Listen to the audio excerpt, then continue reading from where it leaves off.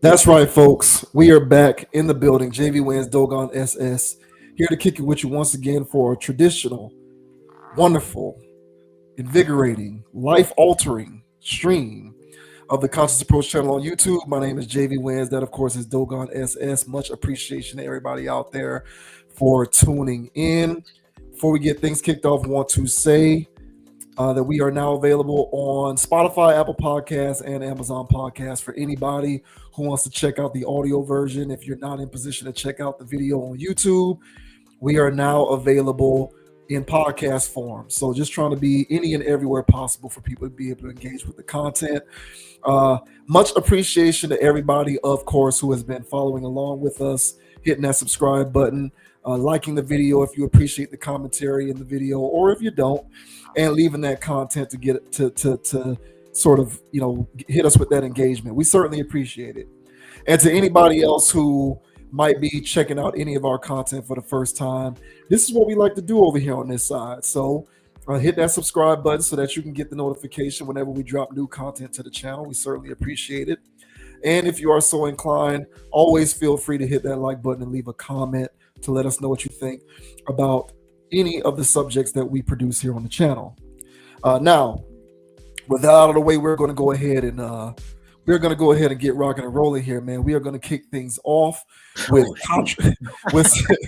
with some controversy surrounding Kanye West and his wife, whose name is Bianca Censori or Censori. I'm not exactly sure how to pronounce that, but they set the internet on fire recently.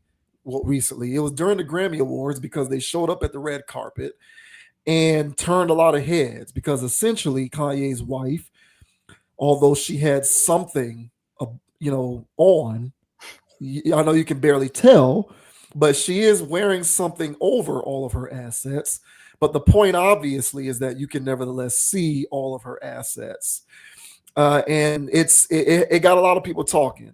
A lot of people feel as though it was inappropriate.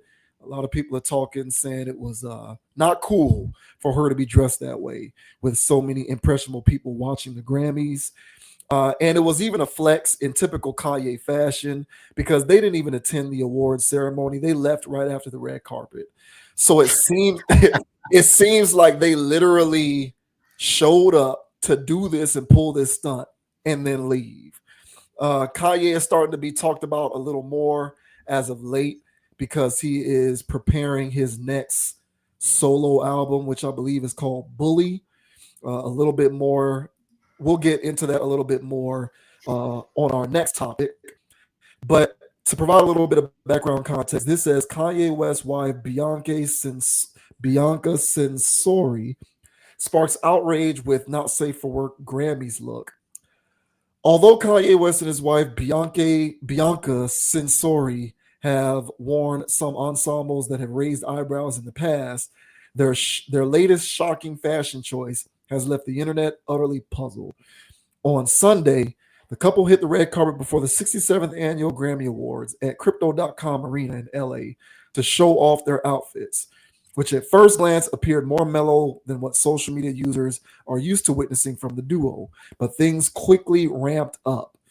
In clips shared on X, formerly Twitter, West 47 donned a simple black t-shirt, matching pants, and black sunglasses with Censori 30 initially supported a long black fur coat, which she promptly removed to reveal a sheer dress that left little to the imagination.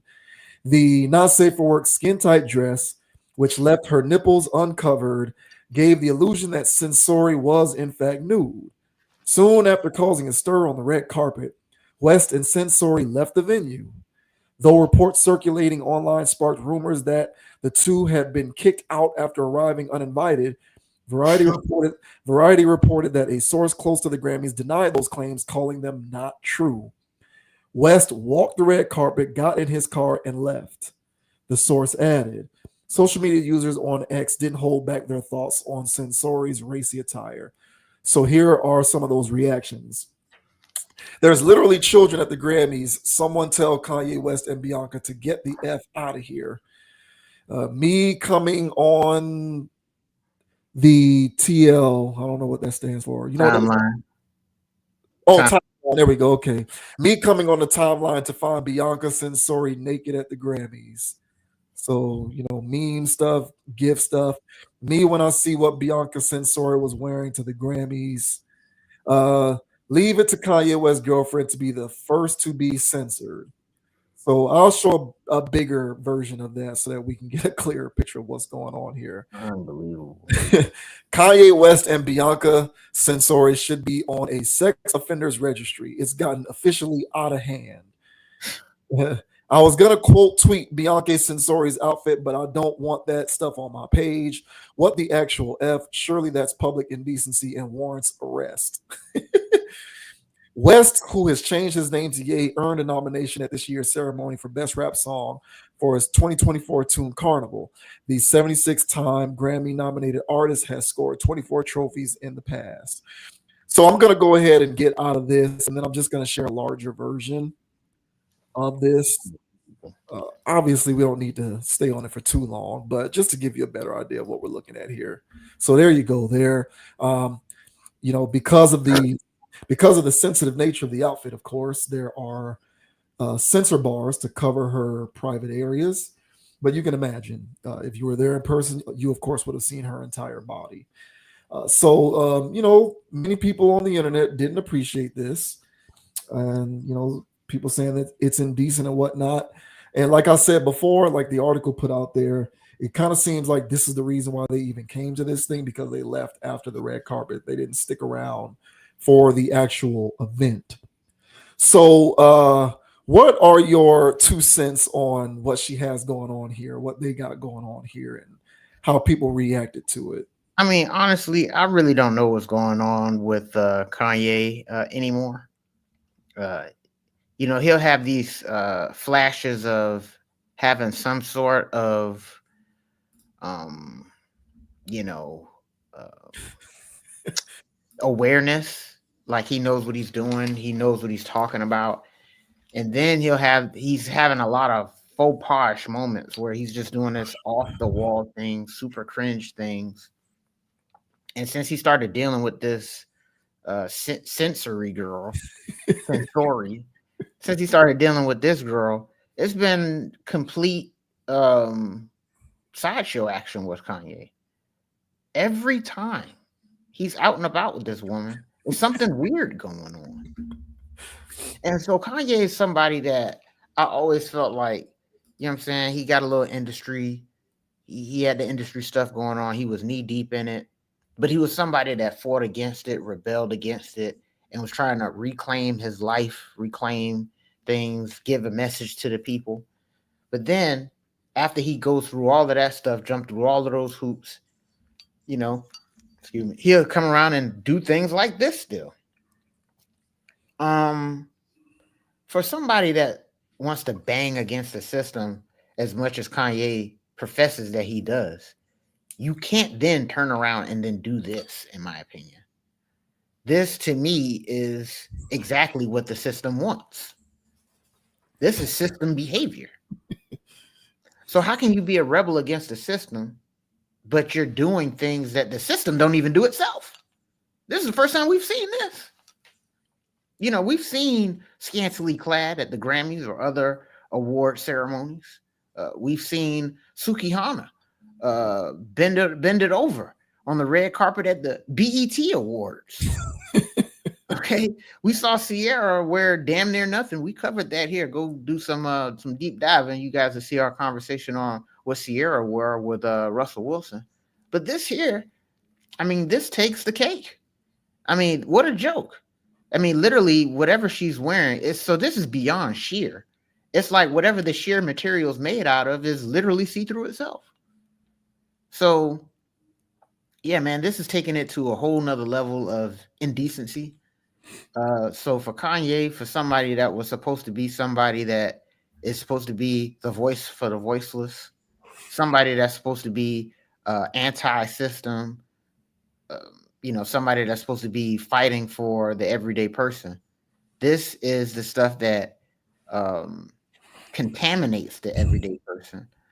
This is the thing that damages social I don't know, the damaging the social pool It's like urinating in the social pool.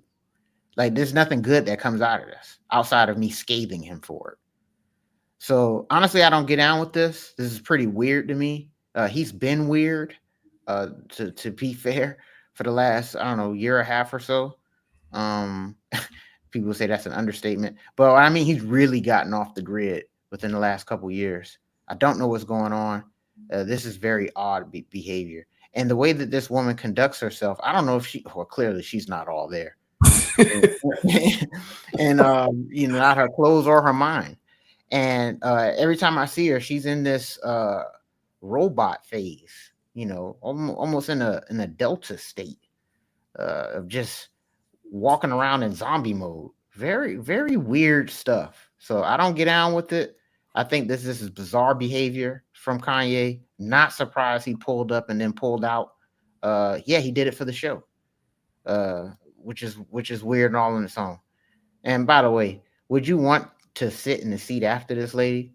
I know I would. So, what are your thoughts, man, on Kanye bringing his bucket naked, girlfriend or whatever the hell she is to the Grammys? What are your thoughts on this, man?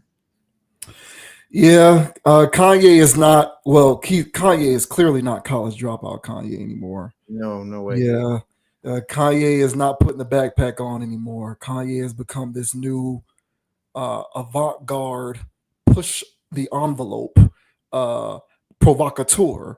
I think he fancies himself that. And you're right, man. When you say, his mantra, the thing that he stood on the most was always speaking out against, standing up for those who are being victimized by the status quo.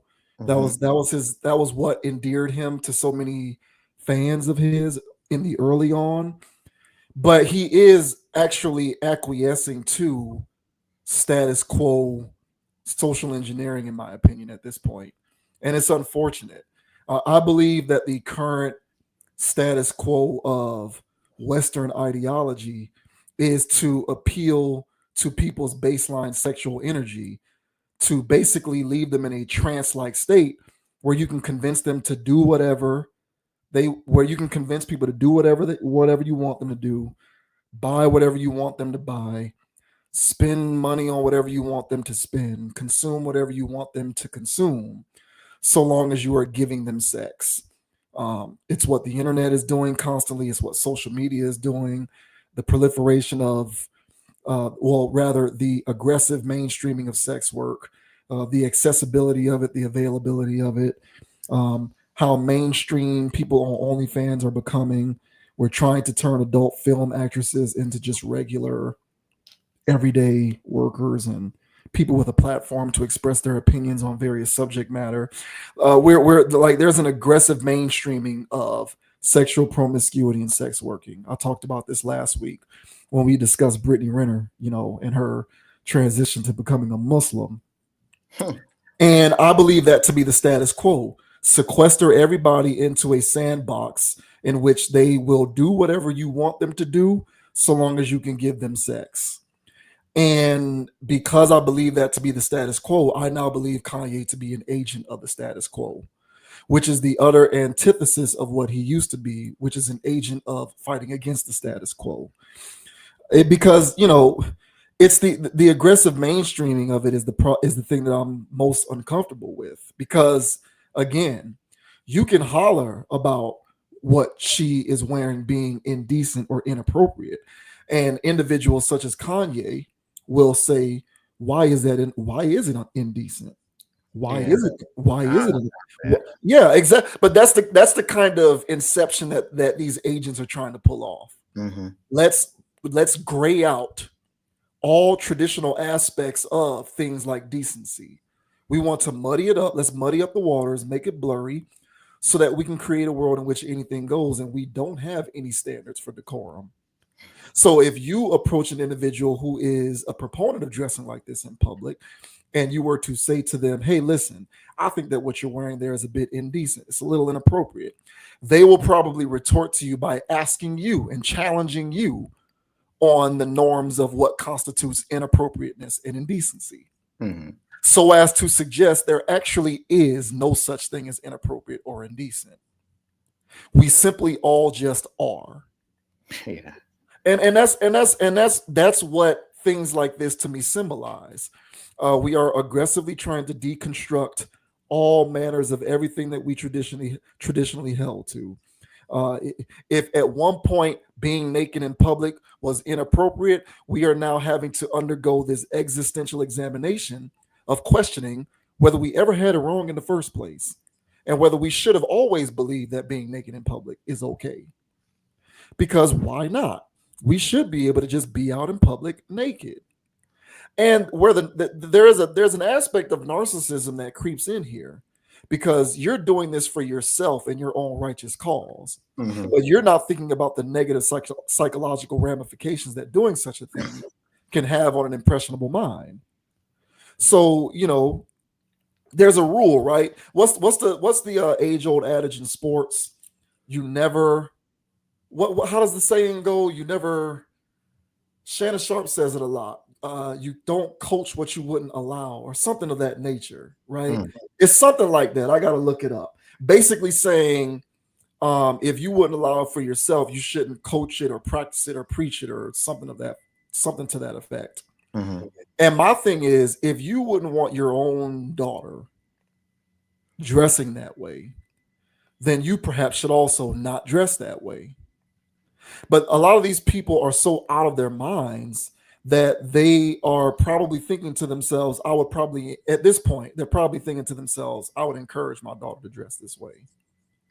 Because we need to get out of the old way of thinking that dressing and being naked in public, no matter the venue or the context, is inappropriate. Because again, what is inappropriate? What is indecent? There actually is no such thing. There's no such thing as normal. There's no such thing as inappropriate. There's no such thing as indecent. There's no such thing as any of this stuff. It's just whatever. It just is what you want it to be, Mhm. what you make of it. You know, what is your gender? What is your sex? What is your what? All of these things. What is anything anymore? All of it should be questioned, even if it's something that reasonably was understood by most reasonable people. So I believe that this is 100% on par with the status quo, as Mhm. you put it, and it's hypocritical to the kind of person that Kanye used to be, but it is consistent with who he has become, Mhm. which is someone who I believe is more than willing to push the status quo envelope, not because he philosophically believes that new things make more sense, but because he, like most other people, well, not most other people, but like many other people out here, simply want to live in a world where everyone is able to do whatever they want at any given moment. Yeah, and I can't get down with that. Uh, I can't get down with that. I don't jive with it. Kanye was somebody that I really held to an esteem that was higher than others in his realm. Right? No, nowhere in the worship realm. But when it comes to the pool of celebrities, it'll be like, okay, well, if Kanye has something to say, I would like it, from time to time. Then he'll have his tangents where he does something weird. But for the most part, I'll be, what I'm saying, rocking with his whole thing of, anti. But, this stuff lately, I don't know what kind of psychological situation he has going on, but he's completely out of his mind, if you ask me. Right now, at this point, this is what happens, dude. If when these celebrities actually believe that they are better than other people, and you know, for the spiritual side of things, where people want to claim that they're a god and all this other stuff, and um you know I'm no Christian, man, but when it comes to that philosophy, you know I don't bang against that, because, well, to me it makes sense that, if you do believe in God and you are here and you believe that you're a child of God, then if God is God, then you're a child of God, which makes you a God, lowercase g. Right. And so I don't have a problem with people claiming that they're that. The problem that I have with people that say that is that they feel like they're the God of me and the God of others. And he wanted to be worshipped. He went through that first phase of his thing of, and he had his followers. The people that were, he had a hardcore stan situation going on. And anything that he came out with, they would go buy it. Anything he would say or whatever, they would back it. He's pretty much kind of burnt those bridges. You don't really see the Kanye stands like you used to about 10 years ago, but he still built up this thing of I'm a god, I'm a genius, I'm a this, I'm a that. And it's like, okay, bro. But at some point it felt like he crossed the threshold of knowing that he's no different than Achilles, if you will. He's half god, half man. And everybody is, if you're down here, you're half man, whether you like it or not. And so if you are half god, half man, you can have man-like tendencies of believing too much into yourself, having a massive ego, being a narcissist. And that is the Achilles heel of somebody that has special genius type powers. So for somebody like Kanye that runs around here and has a talent, we'll talk about that in the next topic. Okay. But there's somebody that has a talent for music or what have you. He let it go to his head. And because he was good at making songs, he thought he was better than, more smarter than, or XYZ than the rest of humanity. And so when you feel like that and you have that God complex, you can parade around and bring your half naked or naked girlfriend to an award show and then drive off. like who would do something? Somebody that doesn't respect other people. Right. Somebody that is completely went into a narcissistic mode, and somebody that took a philosophy that's supposed to help empower themselves too far, and now he's damaging people with a mindset that's supposed to be more empowering. So I don't get down with this. I don't get down with his mentality lately. I don't know what kind of drugs he's on, because you got to be out of your mind doing this. I don't know what kind of drugs she's on, because I don't know who walks around with a straight face like that all the time. I mean, every time they take a picture of her, she looks like a robot. She might be an AI bot. Yeah, that's what I was going. I was thinking to myself, maybe she's a bot. Well, we might have to get into this on the next topic, but yeah, bro, she literally walks around, yeah, like a Kardashian bot. Yeah. Yeah, it's pretty a clone. It's pretty weird, man. What year are we in, bro? We here with that kind of technology? Is this something that Elon Musk made for your boy? So I don't know, dude. This is super bizarre. I don't get down with it, yay. You know what I'm saying? Get off the God complex, but it's a little too late for that. And yeah, man, lesson learned, man. For anybody out there that believes in themselves, it's not a crime to believe in yourself, but it's a crime to believe that you believe in yourself so much that you're better than everybody else. So yeah, this is all Kanye losing his mind, if you ask me. Yeah, hearing you talk like that convinces me more and more that people in general walk around with a God complex. And Kanye West is just amongst the many of us who have now adopted our own personal God complexes. I can see that. And we exact our God complexes unto unsuspecting people, because we don't give, because you would have to believe you're above things to essentially walk out into the world and do whatever you want without giving any consideration to how it may affect the other person. Okay. And as human beings, as social creatures, one of the primary tenets of existing within a human civilization is, at the very least in public spaces, having respect and consideration for others, and having an understanding of the various ways in which actions that you undertake may potentially affect others. And if you have determined that those actions may adversely affect others, it might be best suited for you to not perform those actions in that particular situation. But people have been atrophied of the ability to do that. And I believe people have been atrophied of the ability to do that because all of us, due to social engineering over the course of at least a decade at this point, have been brainwashed, bamboozled of the mind by our own private echo chambers. And when you are immersed in your own private echo chamber for long enough, you will walk about in the world believing in your own personal manifesto and believing that your own personal manifesto is so superior in terms of its logic that anyone else's beliefs, opinions, and manifestos are inconsequential. Therefore, you can walk around doing whatever you want without paying any respect or accordance to how it may affect somebody else. Mm-hmm. And at that point, this isn't a Kanye thing. This is all of us because people are doing this nowadays in droves, and it is getting out of hand the way people feel as though they can walk around doing whatever the hell they want. And they are emboldened by this belief that they can do whatever they want because they're not being penalized for it. There's no consequences.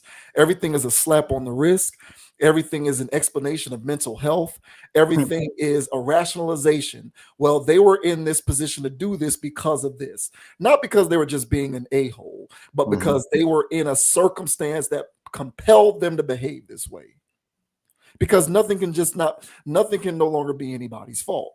We have to figure out the soft way to explain someone's toxic, narcissistic, negative behavior. And he is a byproduct of this. And when you walk around believing that you can do whatever you want, you will walk out in public dressed this way, not giving a damn about how it may affect the next person. And he's been on this.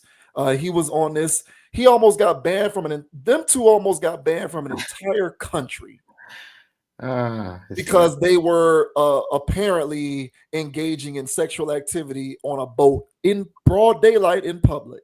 It's weird. And they almost got kicked and banned from a country for that. You have to believe that you can do whatever you want at any given moment to do something like that. So I feel I didn't really put the characterization of God complex onto it because I kind of look at it as everybody does this, but so be it. Everybody must be walking around with a God complex because it's a nasty tendency that people have developed over time to basically think that they can do whatever they want. And if you call them out for it, if you try to reprimand them for it, you're boxing them in, you're hating, you're curtailing their individuality, you're trying to stymie their expression. There's always a reason for why they should be able to do something that they otherwise shouldn't be doing. Because we just don't want to live in a world rather, where rules and standards dictate behavior, in which there's order. Lack of order is actually the way people are supposed to be living. So he definitely wants to live in a world in which there's no order. That to me is very clear. Just some of the things that he's said over the past suggest that he doesn't care for order. And I don't mean order in the draconian sense. I mean order in the reasonable sense, such as don't go to a public event with literally no clothes on. If that is asking for too much, then at that point, I guess I'm just going to have to deal with this because I don't think that's asking for too much.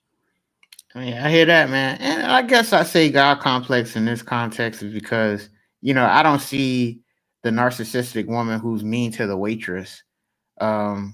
Even though she may come there with little to nothing on, she ain't wearing this. Yet, bro. The envelope is the envelope is getting pushed. The envelope is getting pushed, and I think we are inching closer to a world where, yes, the lady in the restaurant being rude to the server might be wearing this. Oh Lord, hey man, we'll see what goes on with this stuff, man. But I agree, the envelope is getting pushed, and I would say stuff like that back in 2004 or 5, man. Just trying to watch regular network television, and they were just doing something year over year that they just didn't do before. And I'm like, man, y'all just keep pushing the envelope. I never thought we would get to this phase, of course. The envelope is getting pushed all over the place. So yeah, you're right, man. Kanye is serving as an agent of the chaos that he said that he was against. Yeah. And so, yeah, man, it's not cool. Yeah. I don't care what man, he got himself a woman that's so under his thumb, he can just come out here and that's real player. Somebody out here that think that this is player. For sure, absolutely. You know what I'm Yeah. saying? But this is just a sign of the times, man. And yeah, they can try to deconstruct this to say, hey man, well, there's complete societies of people out there that walk around like this all the time. What's the big deal? Y'all blowing nudity out of it. I'm pretty sure there's people out here that's caping for this madness. But the thing is that we have a structure here. We have a system here, and we have norms here. And trying to deconstruct those norms to try to create some new type of norm where there's no uniform understanding about it, it can be quite chaotic. And we had ourselves a situation here, at least in Western civilization, where yeah, we're wearing clothes. So for them to be just doing these things, it's like a splash of cold water on people, and it creates a shock. And I don't care for these type of shocking things, even though they're slow dripping a lot of their dysfunctional stuff. This is to me is shocking. Sierra thing was shocking before, but this to me is it's a little too much. Yay, I can't get down with this, and you look like the clowns you were trying to criticize. So yeah, that was not cool. It's almost like he Kanye is weird, bro. Like he wants other men to openly want to have sex with his wife. You Which know, yeah, he on that. yeah, he is. It's weird. Like, I don't get it, man. And I hear you on that. To any of the people who would suggest that being in this is no different or more or less natural than other civilizations where people walk around naked, to those people, I would say, well, go and live in those civilizations. Exactly. Because I guarantee you would not live in those civilizations because you wouldn't want to abide by the standards and the rules and the customs of those civilizations. Exactly. All right. So a lot of y'all think like because you want to cite what hunter-gatherer societies. Because those are the societies where people are walking around with no clothes on being nude. Okay, well, go be a hunter-gatherer. You're gonna have to relinquish your wealth and your amenities and your resources and your money, your finance, your economics. You're gonna have to relinquish all of that and go live in the bush. Mm-hmm. And you're going to have to grow your own food, catch your own food, kill your own food, and live off the land. If you're okay with that, then go do that. But over here where there is advancement and things are first world and there are resources and amenities and you can live in your house off of a canyon in Los Angeles, there's things that come along with that customarily, such as you just can't go to a public event with absolutely nothing on. If you think conceding that is too unreasonable, then that speaks to the point that I'm making, which is people ultimately really just live, because that's why I agree with you when you say God complex. I'm not disagreeing with you. I just never thought of it along those lines. But it speaks to my belief that everyone walks around with that complex about themselves. I hear that. The sense of superiority. I can do this because I want to, and it doesn't matter. And it doesn't matter how it affects you. Yeah, I mean, if you drive in traffic, you witness it every damn day. Yeah. So. Yeah. It's crazy. I can't get down with this, but this is yet another example of the push for social anarchy. So you know me, I love using these as case studies to cite my belief in that. So yeah, that's what people want, man. People want that. So I can't rock with this. Unbelievable. He really got himself a Kardashian sex bot clone. This is what is going on in the world? I don't know. I hope you get the help you need, Kanye. Boy. Good luck, man. Damn.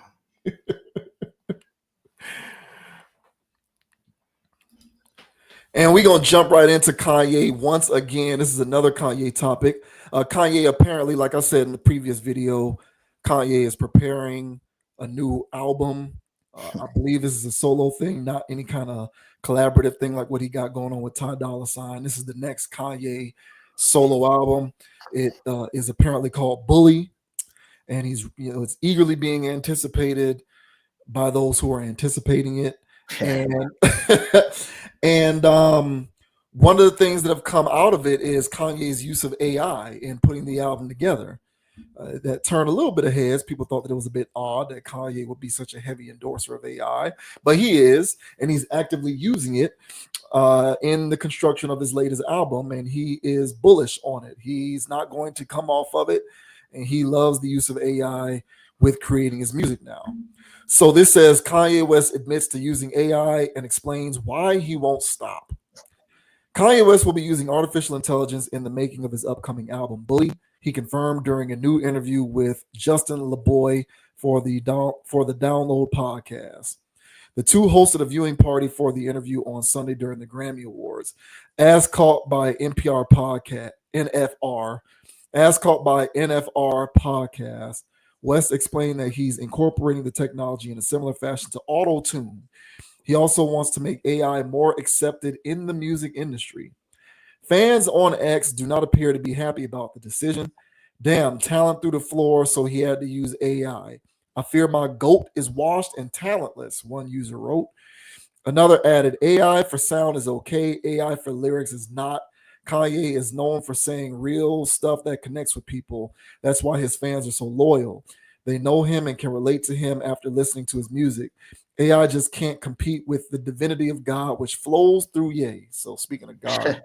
Exactly, right? See, only people that believes in that in him would say that. Right. Yeah. Others came to West's defense over the move. I mean, if he's using like auto tunes, it's no different than any other plugin, long as it's not literally writing and performing the tracks for him, one user wrote. The comments come after West faced rampant AI speculation on social media last week as a new snippet from his Bully album surfaced online. West has been hard at work on the project since announcing it during a performance in China last year. He recently credited his daughter, North, with helping him fall back in love with making music. This little girl made me love music again. She asked me to make beats for her. I got back on the ASR, chopped up beats for her album, and chopped every beats with my bare hand for Bully, he wrote in a post on Instagram. He's been living in Tokyo while working on the project. Jim Jones, of all people, recently made the trip out to Japan to visit West and revealed on Instagram that he was able to listen to Bully. He described the project as so crazy and said it's going to be a big problem. For whatever that's worth, coming from Jim Jones. Like I give a damn. So what do you think about this, man? Kanye using the AI in his music and he will not stop. I think it's a big problem. I think it's a big problem. I think that's so crazy. Why the hell would he do such a thing? Well, I'll tell you why.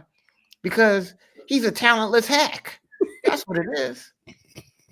How does a musical genius who tries to compare himself to the likes of Beethoven and Mozart to turn around and use AI generated lyrics or any damn thing else in order to craft your music? So to me, it's all fugazi. I think the only thing that he actually put pen to pad on was College Dropout. I think that's the only thing that he actually passionately wrote for himself.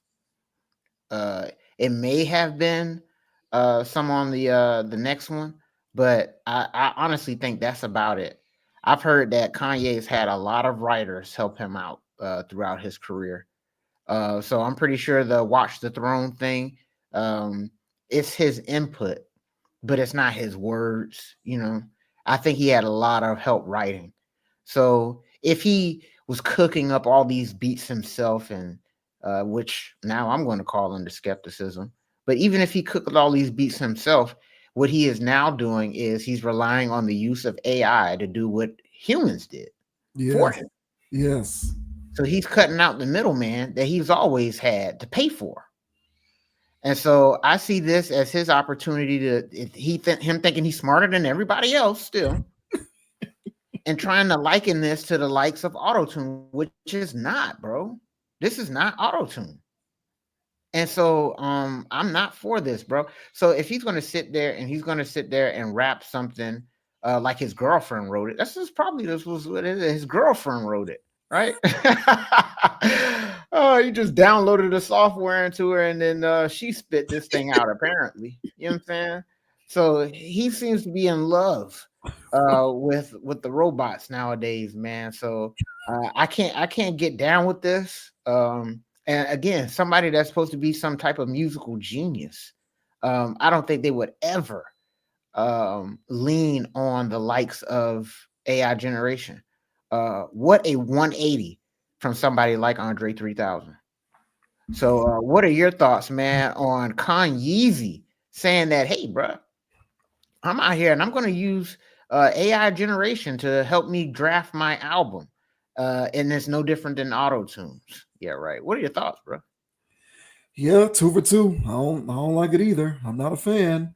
You know, we just got finished talking about Kanye and his wife showing up and his wife is naked at the Grammys, and I said, this is evidence of Kanye actually being a mainstream puppet, Mm-hmm. because I think the mainstream powers that be Mm-hmm. want to envision a world in which everyone in it is acting on their sexual energy and not using their brain. I 1000. believe that that is a mainstream mechanism. I believe that that's a mainstream machination. Mm-hmm. I also believe the elimination of humans in the workforce is a mainstream machination. Mm-hmm. I believe AI's, I've said this before, I believe AI's true purpose is to remove humans from the workforce. Mm-hmm. We can talk all day about how it makes people's lives more convenient, about how it makes this easier, about how it makes this more accessible, blah, blah, blah, blah, blah. I don't give a damn about none of that. AI's ultimate application at the end of the day is going to be able to eliminate humans from the workforce, Mm-hmm. cut the labor force out, Mm-hmm. so that the corporations and the big wigs and the people on the other side of the wealth gap at the top can eat even more than they already have been eating. Yes. A company, an employer, an organization's biggest expense is labor. And if you can eliminate that, you're making even more money, revenue, and profits hand over fist, year over year. That, I believe, is AI's true purpose. I don't care about any of this stuff about unlocking creativity or making stuff more convenient. Its true purpose is eliminating labor so that you can make more money. And that to me is a form of mainstream. That is as mainstream as it gets as far as I'm concerned. Mm-hmm. Corporations making even more money Mm-hmm. and having individuals suffer in the process. That to me is as mainstream as it gets. And so with Kanye now, I look at this and I say, damn, this dude really is mainstream. Yeah. Like if I thought he was mainstream as it is with his wife's behavior and actions, I think he's even more mainstream because of his adamant, um, you know, uh, his adamant backing of AI's use in creative spaces. Because you're 100% right. The first thing that I thought of with this is how many producers, how many engineers are going to be eliminated from your music making process because you can replicate what they can do, although not as good and not with as much soul, by using some sort of robot or technological application. Who's being cut from the payroll by you doing this? Mm-hmm. Who's now not gonna who is now going to be out of a check? Who's the engineer who's now out of a check? Who's the sound editor who's now out of a check? Who's the person who's real good on Pro Tools who's now out of a check because you can just replicate what they do with AI? I don't like this, bro. Need. I don't like it. And I guess I'm old guy who doesn't like new stuff. I don't give a damn. People need stuff to do. People need things to do. And if I'm tripping off of this and I'm blowing it out of proportion, why were the actors and the writers last year striking with the movie studios for AI protections? Mm-hmm. If I'm blowing this out of proportion and AI isn't the existential crisis that I believe it will become, why were they fighting for AI protections? Mm-hmm. If it's not that big of a deal and people are still going to be good, there's no need to fight over it. There's no need to create a new agreement, a new CBA in Hollywood that protects working creatives from being replaced by automation. So the one thing that I used to say is that I felt like laborers were going to be the first to go. And I thought that there Mm-hmm. was a chance where the only thing to go was laborers. Mm-hmm. So if you work with your hands, if you do factory work, if you drive trucks, if you do delivery of any sort, if you go to retail and you buy and you still buy things in person, those people, right? Truck drivers, delivery drivers, people who work in retail, customer service representatives, because you can get a robot to answer the phone too. They're doing Mhm. it now. These days, if you're trying to get to somebody, you know, and there's an AI chat. You're rarely even talking to a human if you're trying to, get the customer service on any kind of thing on the internet. You type in something and the AI generates an automated response. It's not even a real person. Some of these applications don't even have phone numbers anymore Yep. because it's like, well, you don't need a phone number, just use the AI chat. There's no humans working in these places. The only humans that are working in these places are those being contracted by these corporations to service their automation technology. Yep. Other than that, no one's working. So back to what I was getting at, I thought that laborers were going to be the ones that got the axe because of this. Nah, Mhm. man, it looks like creatives are going to get the axe too. Yep. We're all getting screwed. And it sucks because Kanye is somebody who I used to have tremendous respect for in terms of preserving the sanctity of art and creativity. I feel is now actively a part of what's bastardizing it. Yeah. And it sucks, bro. I feel for the I'm in fearful for whatever is going to happen with the everyday common man, but I'm now also fearful for what's coming for creatives because what's their fallback plan? What's the person who all they know how to do is be a sound engineer or Mhm. work Pro Tools? What are they supposed to do now? Go back to college and learn how to do IT? And we are eliminating people left and right, and no one seems to give a damn. And even creatives themselves are trying to figure out ways to cut costs on labor so that they can make more of the profits for themselves. It's unfortunate. It really is. I am not a fan of this. It's happening though. I can't stop it. It's coming like a tsunami. Excuse me, and it'll be here. And I'm just in fearful of what the world is going to look like when it's become the normal, the mainstay. Because that's what I think the true purpose of this stuff is to just eliminate people. We should be trying to figure out ways to preserve people as much as possible. But we seem to be in a rush to eliminate as many people as possible. And I think that's what this symbolizes. And I do think it's unfortunate. Yeah, man. And if you heard the last album that he did with Ty Dolla Sign, because I was curious.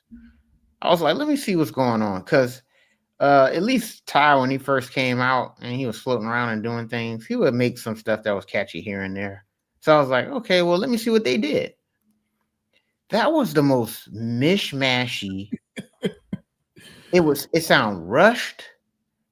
It didn't sound it didn't sound like anything that had any passion in it. It sounded like a cash grab. You know what it reminded me of? It was the musical equivalent of when you watch a movie and all of the special effects are just green screen CGI. All of it. It's like this. I can't even enjoy this movie because the whole thing looks fake.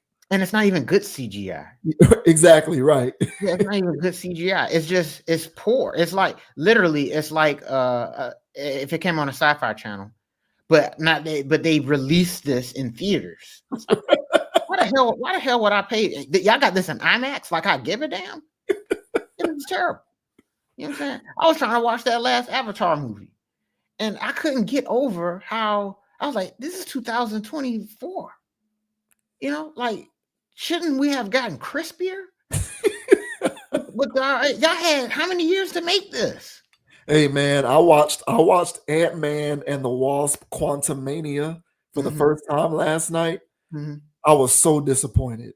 I'm like, y'all got this is the MCU, big budget Disney. Y'all got more money than God. And y'all are forcing people to follow along with all of these movies to keep up with the story. Mm-hmm. Making people pay for Disney Plus to watch all your little TV shows to keep up with the story. Mm-hmm. Fragmenting the hell out of your audience. And the least you can do is put together a product that's believable on screen. And I was so disappointed. I'm watching this movie, and the whole thing looked like one giant green screen fiesta. I was very disappointed. I mean, and I can't, bro. I'm gonna get out a watch, bro, just so I can cringe. But yeah, man, I was really trying to watch. I mean, listen to that album, and I think the first few songs were so bad, and I think I was doing something, so I was like, I didn't change. I was like, let me see how bad this can get. It got worse progressively, and it was like, it was, because he's admitted in the past that he had a corn addiction. That he was a little bit too obsessed with sex. So I'm not surprised that he walks around with a woman like that. I'm not surprised that he would want a woman that other men would want to smash. I'm not surprised he's into this kinky, weird stuff. And that album, I think I heard somebody say this before, but it was real horny. It was a horny album. He was always talking about sex. And, Ty Dolla $ign, he'll do anything for a dollar sign, apparently. You know what I'm saying? Because I took him to a higher esteem, at least musically. He's an industry guy for sure. But I thought that he would, I don't know. But he was right in line with the shenanigans. So I was like, man, this is a piece of crap. So if you heard his last album, you heard the writing in that last album, I think you would want a robot to write his next piece of work. You know what I'm saying? He probably said, hey, man, give me College Dropout, yay. And maybe the people was gonna like this more than his sex-driven garbage that he's been coming out with his last few albums. So yeah, man, this guy here is a piece of work. Yeah, man, more agenda stuff. Yeah. So you're out here promoting these things. This is another promotion of agenda things that you're supposed to be fighting and saving the people from. At least I thought. You know what I'm saying? And to try to mind fudge everybody, you know what I'm saying? Bait and switch and gaslight, trying to compare this to auto-tunes. This ain't auto-tunes, bro. You know what I'm saying? And how can I guarantee that you made those beats yourself? Right. What's stopping you from doing a completely AI generated album next time and calling that revolutionary? Look, I was the first person to do that. No, you're the first idiot to think that was actually art. So, yeah, Kanye, you're just making me more and more irritated the more these goofy stories come up. And by the way, and we laughed about this before, because we were covering Kanye with his spiraling out of control about a couple years ago. You know what I'm saying? And then we both realized, we didn't really have to say much, but we both realized that we're not going to talk about Kanye this week because he's just being an idiot. We're not going to talk about Kanye this week because he's just being an idiot. But these last two situations that we're bringing up here, see, Kanye's got a back-to-back. I don't think we've ever had a back-to-back person, but he's worthy of this because of how ridiculous he's now being. You know what I'm saying? So, yeah, Kanye, you win, bro. You're on the top of every headline, but you're on it for all the wrong reasons. So I can't get with this, bro. Not at all. I don't like it, man. I remember, I think it was the Watch the Throne. There was a companion movie. That was a documentary on the process that they went through when recording Watch the Throne. Mm-hmm. And man, Kanye, man, like it was like there was an orchestra in there putting together these songs.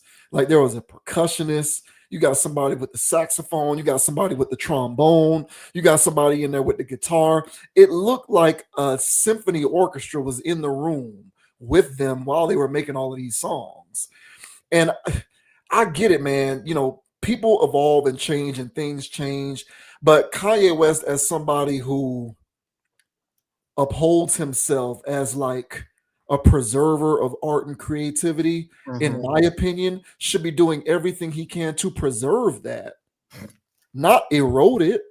No, his thing is I'm cutting edge, man. I did it first. Y'all gonna scold me for it, but 10 years later, y'all gonna say I was a genius. I'm the smartest. Yeah, he's on that. I'm the smartest guy in the room stuff. Yeah, that's what he on. Yeah. So to him, this is doing that.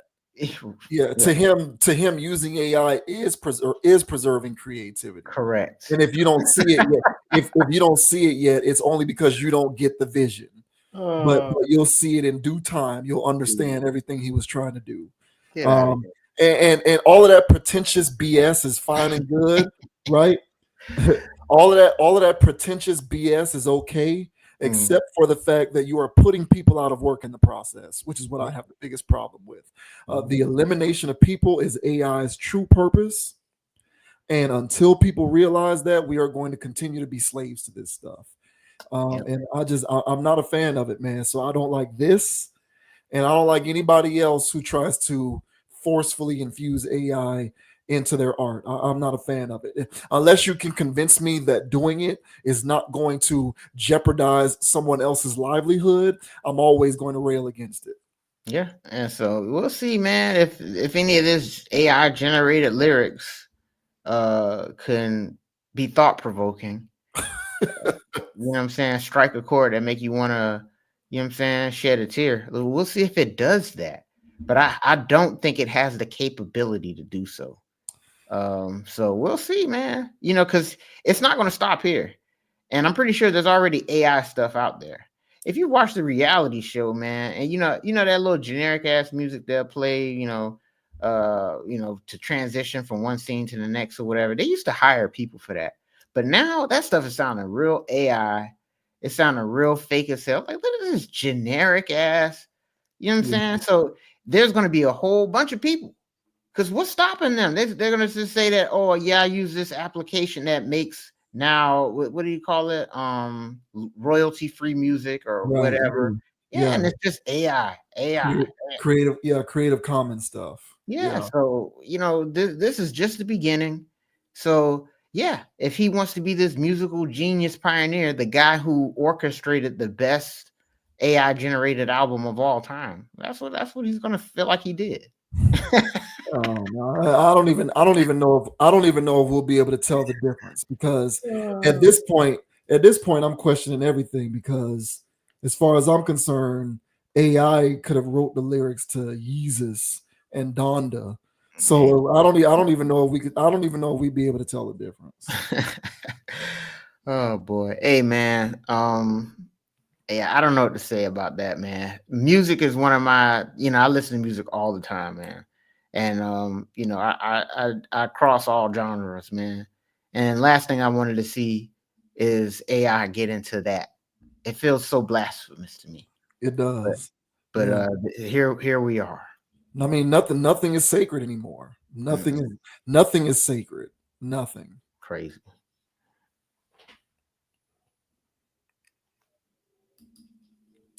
Next up, we are going to get into an interesting aspect of ASAP Rocky's trial. ASAP Rocky is a pretty popular hip hop artist, and he's currently on trial for some kind of a gun assault charge. And an interesting thing that came out of the recent, the recent, there was a recent situation. If I can pull up the screen here, where are you at? There we go. I found it. So there was something that happened that was kind of interesting. There were during cross examination during the trial, ASAP Rocky's attorney used the N word as a part of his cross examination process to the defendant, It's terrible. whose name is ASAP Relly, and ASAP Rocky didn't like the fact that the word was used. So he appealed to the judge that the word not be used in full. And the judge was like, hey, man, talk to your counsel. You can't just speak out of turn in court like that. And so Ace, and then so he spoke to the attorney, and then the attorney, said something, and then the judge was like, okay, from now on, we're not going to use the full word. We're just going to say N word.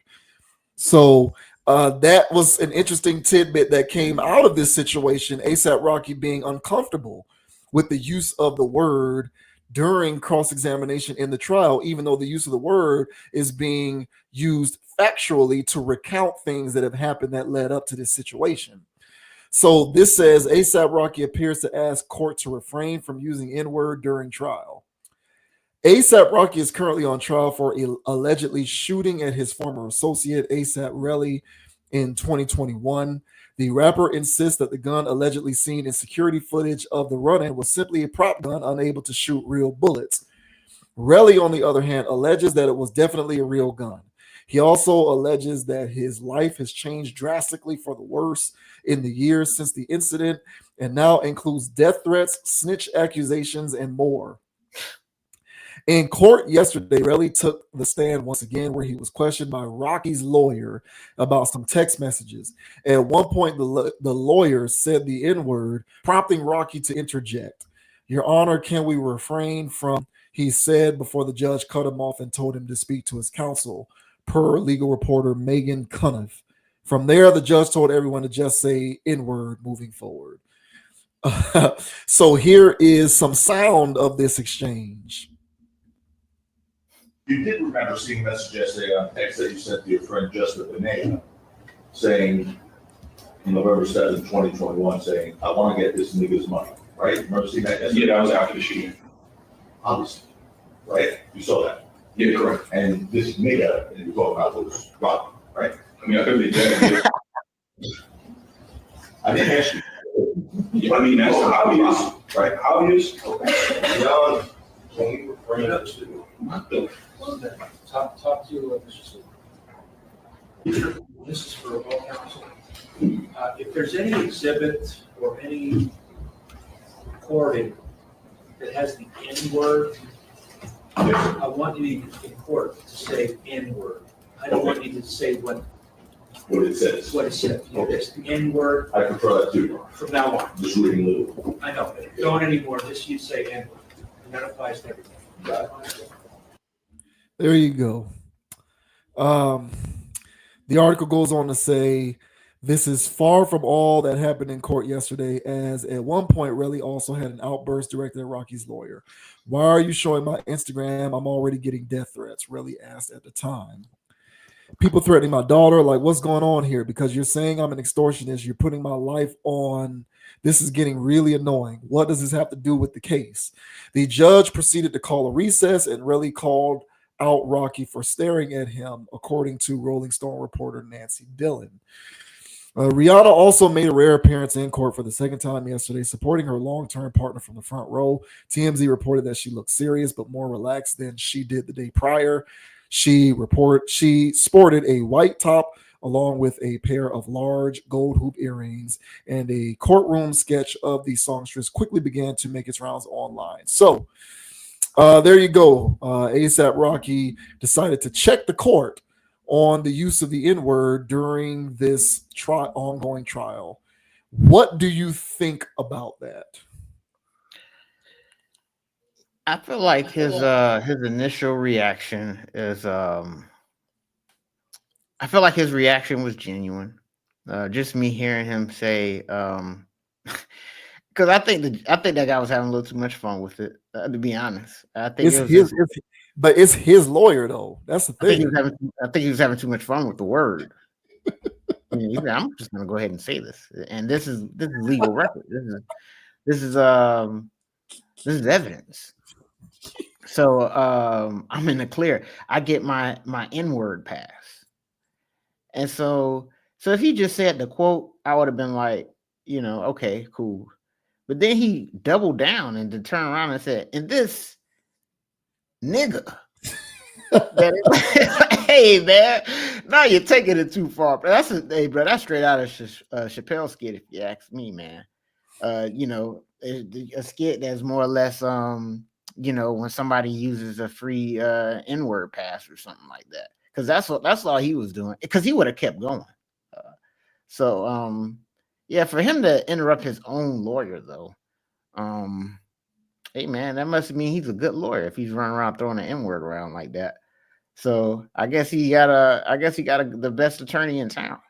But on all jokes aside, man, I really feel as though that, whenever I hear other people use it, people that are, not black, for lack of better words. All right. Whenever I hear people use that initial, I don't know where, it was definitely trained for sure. But, that initial emotion that I get, it comes up and I get a little alert. But then I have to remind myself that I don't give a damn. And that it's just a word and whatever. So everybody doesn't have that. A lot of people, when they get that alert, they act on it. And I take ASAP as no different from that. You know, even though he uses it in a derogatory way, it sounds like he used it in a derogatory way in this alleged crime. I don't know who was talking or where they were talking, but yeah, he uses it in a degrading way. His music, at least the ones that I heard of before, he talks in a degrading way about our own people. So yeah, man, to me it's a little it's part of that hypocritical stuff that goes on with people that are using the N-word in their music to defile and defame our own. And then when they hear other people use that word, in this case legally, they get offended with that use. But even in your own lyrics, I'm pretty sure he's talked about unaliving people in our own community. So which one's more offensive, you know?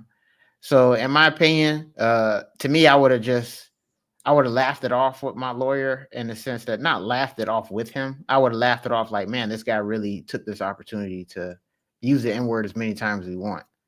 I don't think I would have did that interjection. But I guess shout out to the judge for real boondoxy and saying no more N-words for the rest of this trial. But what are your thoughts, man, on ASAP Rocky getting upset with his own lawyer, of all people, for dropping the N-bomb in the middle of trial? My first thought was, I wonder if he would have done that if his attorney was black. I think that that's a valid question. Mm-hmm. I think optically, this looks like it makes sense because his lawyer is a white man. Mm-hmm. But I wonder whether he would have done the same thing if his lawyer was black. I'm just curious, because I think part of his motivation to speak up was because of what it looked like optically, how it looks, therefore how it feels, because his attorney is a white man saying this. Mm-hmm. But, you know, moreover, I'm not buying his objection. I'm not buying it. I'm sorry. I'm not buying it. I really do think that we need to get on one accord with how we want to act when it comes to this word. I'm getting tired of this, honestly. Like, this is a silly conversation. Well, I brought it up on the channel. I'm not, but I think overall the reaction to the use of the word is what I'm saying. To me, it's become very silly. Mm-hmm. So, I went to Florida State University, but a majority white university. And ASAP Rocky came onto the scene while I was in college. And I was around a lot of white people. I went to a lot of majority white events. I was in a lot of majority white parties and households while I was in college. And a lot of white people listened to a lot of ASAP Rocky. Yes, they did. And now, did I see them uttering the word while I was present? No. A lot of them knew better than to do it while I was there. Do I believe that they were saying the word when I wasn't there or when there were no black people present? 1000%. Absolutely. Mm-hmm. My point is, ASAP Rocky is a part of the commodification of that word. Like, in my opinion, ASAP Rocky's generation of rappers, the early 30-year-olds, he's in the same cohort as Drake, Big Sean, Meek Mill, Kendrick, J. Cole, Wale. They're all around the same age, those guys. Like, that generation, in my opinion, and a little bit Lil Wayne too, they're a part of the generation of hip-hop artists who commodified the use of that word, who turned it into a product. Because those, like ASAP Rocky, to me, is a crossover mainstream rapper. Mm-hmm. Like I said, I spent a lot of time in college going to places that were majority white crowds, majority white parties, majority white club events, hanging around white people, and they listened to a lot of ASAP Rocky. They listened to all of his albums, they knew all the lyrics, they knew the words, they were fans of his music. So him being a part of the generation of artists that was commodifying the use of that word as they became mainstream artists, They're a part of why I believe the use of the word, the invocation of it has become so confusing. Because he is the same person who will then become uncomfortable if the word is said by a non-black person in a specific context. But he was also at the same time, in my opinion, a part of the proliferation of the word to a wider audience to commodify it culturally. So I kind of feel like in that instance, he's trying to have it both ways.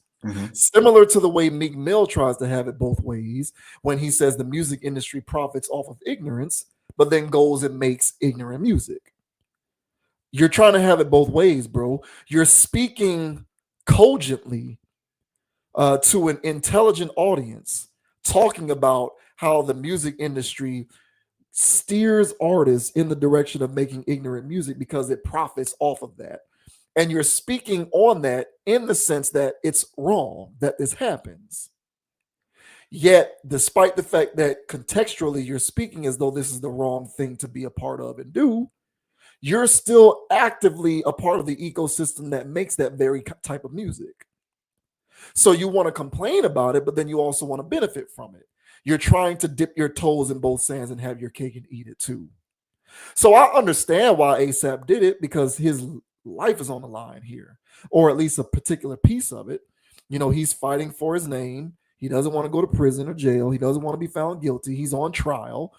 So I get that, you know, within that particular circumstance, in that environment, the knee-jerk reaction to say, hey, can we not do that? You know, he's kind of in an environment right now where he wants to keep everything as possible above board because he's looking at his freedom being put at risk.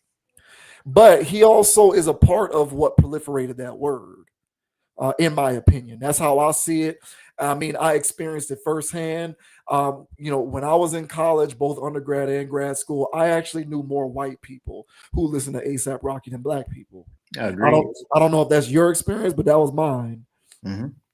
And the word is flying all over the place in his music, all over the place. So you're commodifying this word and packaging it to an audience, but then trying to dictate how that audience can take part in your music. I feel like that's hypocritical. In my opinion, that's hypocritical. And that is a part of what has made the use and the invocation of that word to me so confusing. And is why I decided to stop using it myself, because it's just ridiculous. It's become a sideshow. It's a circus. The way we get mad at this word, even though our cultural heroes sell it to everybody else. They do. They sell it to everybody else. So, you know, it's on the one hand, it's understandable because, like I said, he wants to be a free man. He ain't trying to be found guilty. He doesn't want to become incarcerated or be penalized in the eyes of the law in any kind of way that he would be penalized if this were to work against him. So that is kind of going to motivate him to want to keep everything above board in a certain way.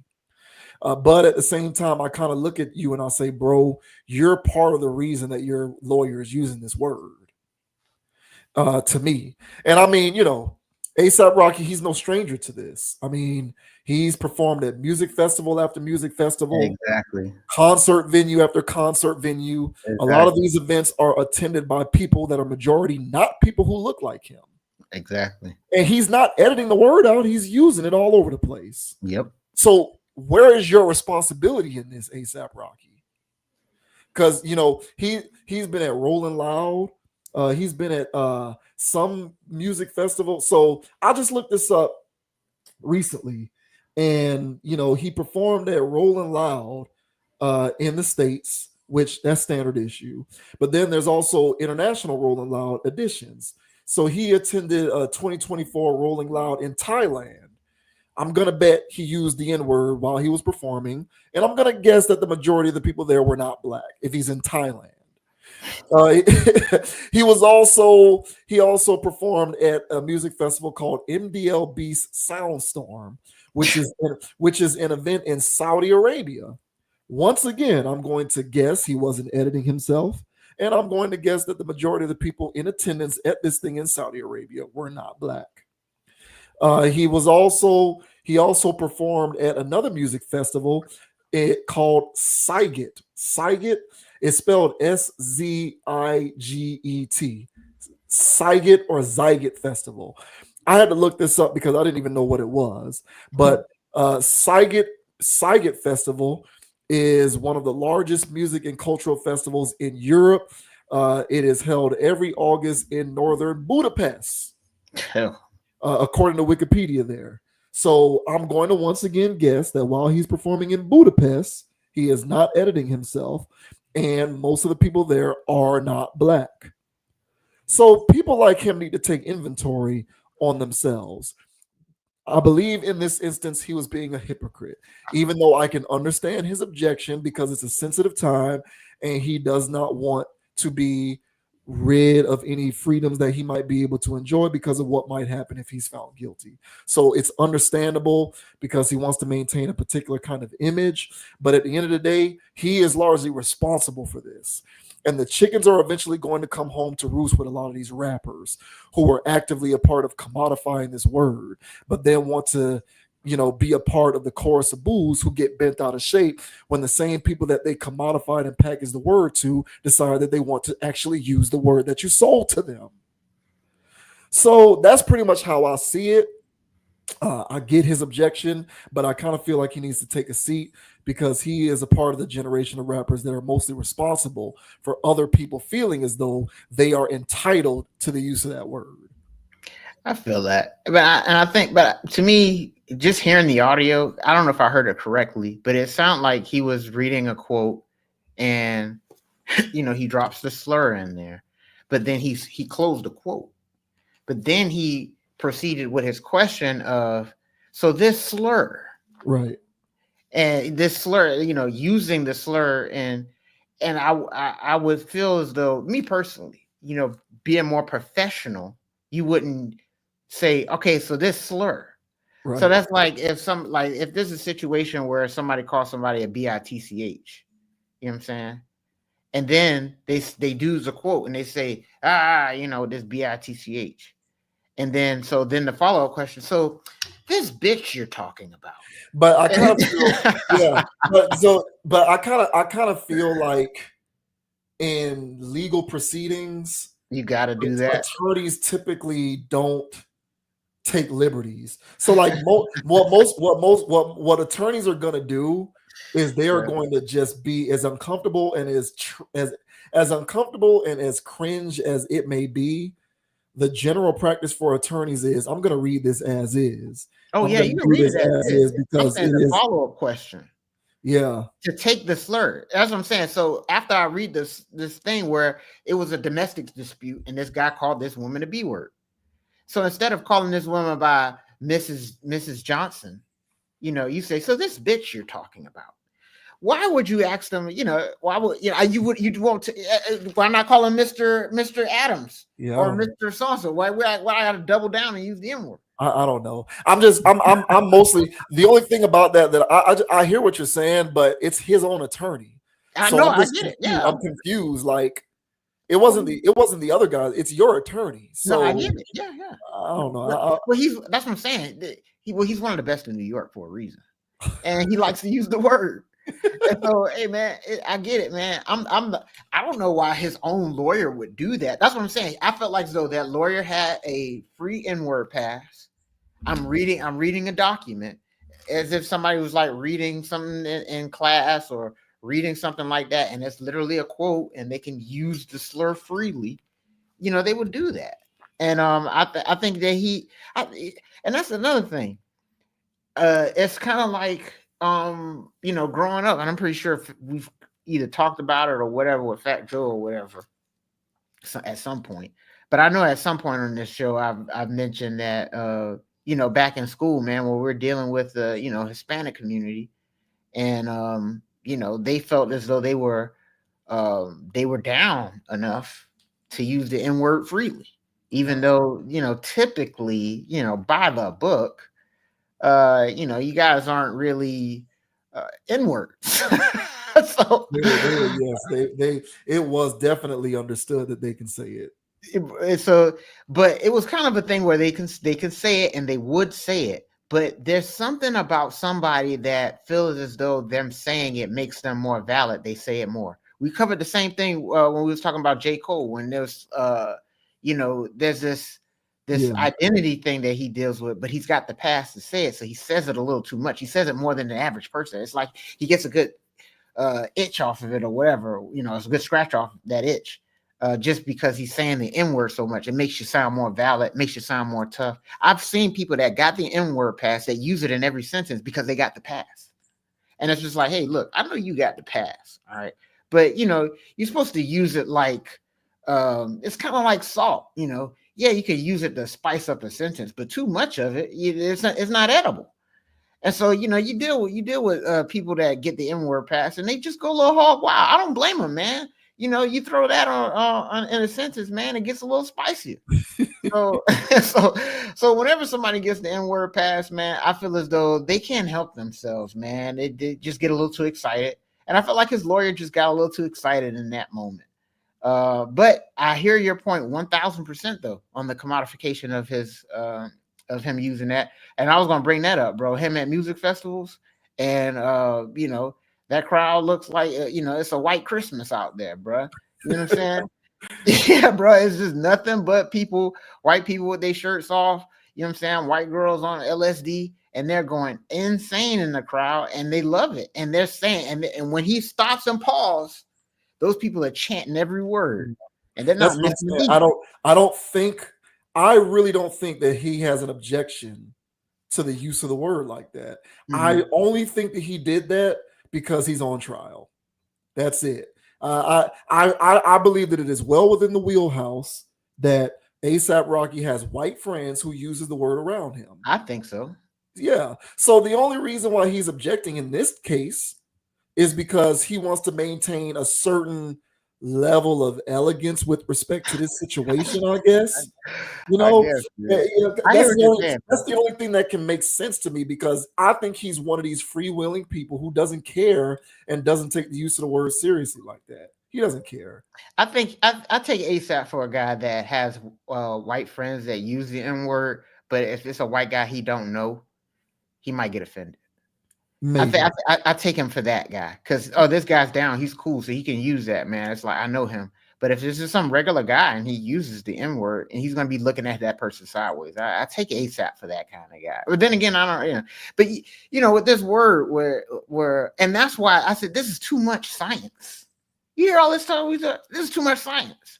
So the best thing I said is to overall not give a damn. So I just stopped caring. And when I hear it, and that's why I said when my initial statement is when I hear it, that knee-jerk reaction, hey man, if you hit my knee with something, my foot gonna feel like it's gonna want to move. But now that I don't have time for that, and it's bigger fish to fry, then whenever somebody hits me with that, instead of having my knee pop off the table, I'm cognitively aware that this is something that they're either using to try to piss me off, or they're so whatever that they, or they think so less of my people, or whatever the context could be. I just go, hey, look, I'm not going there. I choose not to. And then whatever, because it's just way too much behind it. It's way too much science, and it got overcomplicated, if you ask me. It did. And it's gotten overcomplicated in our own community, where there's people that fight amongst each other, or whether they can use it in-house or our house, and that's what I'm saying. That's just too much politics. So I just choose to not give a damn. You want to use it, fine. If you don't want to use it, fine. If somebody else outside our culture uses it, fine. I got bigger fish to fry. So, but nothing stops that initial reaction. So I get where he's coming from. I get where other people are coming from. But I think it's just best for our people to let this be water under our bridge, man, and get the hell over it, honestly. Yeah, well, I don't think we have another choice, because I got news for anybody out there. They're using the word. if you did not know this, these people are using the word. The best that you can hope for is that they have enough respect for you as a human that they don't use it in front of you. Because trust me, they are not editing themselves out when they're listening to all of this music. They're not. And if they are around their tribe attending large events like music festivals, they're using it there too.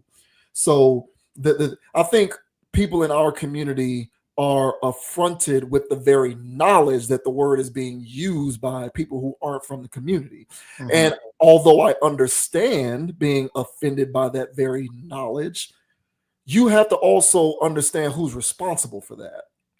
And there is some responsibility to be had for this. It didn't just start happening out of nowhere. The word literally became a commercial product that was commodified, packaged, and sold as part of music. And that music is sold to a worldwide audience, people who are not a part of this community. So I don't know what you expect people to do. It's human nature that if anyone consumes anything, they're going to want to actively participate in it. You know, the analogy that I use is if the NBA were to allow me to spend money on jerseys and tickets and mugs and other merch and paraphernalia, but if I actually went to try and buy a basketball to physically go play basketball, if the NBA police showed up and were like, you can't really play, we'll let you spend your money on this stuff, but you can't actually play the sport. I'm going to be like, how the hell are you going to tell me I can't play this sport, but you're going to let me spend all my money on this? This is ridiculous. Mm-hmm. If you're going to let me spend all my money, then I'm going to also play it. And I feel like this is the same thing with this music stuff. These people are spending this money. These people are spending the money to get these tickets to go to these music festivals. This stuff, these aren't free concerts. It's not a free event. They're streaming the music because people don't buy music anymore. They're streaming the music. They're buying the stuff. They're supporting you.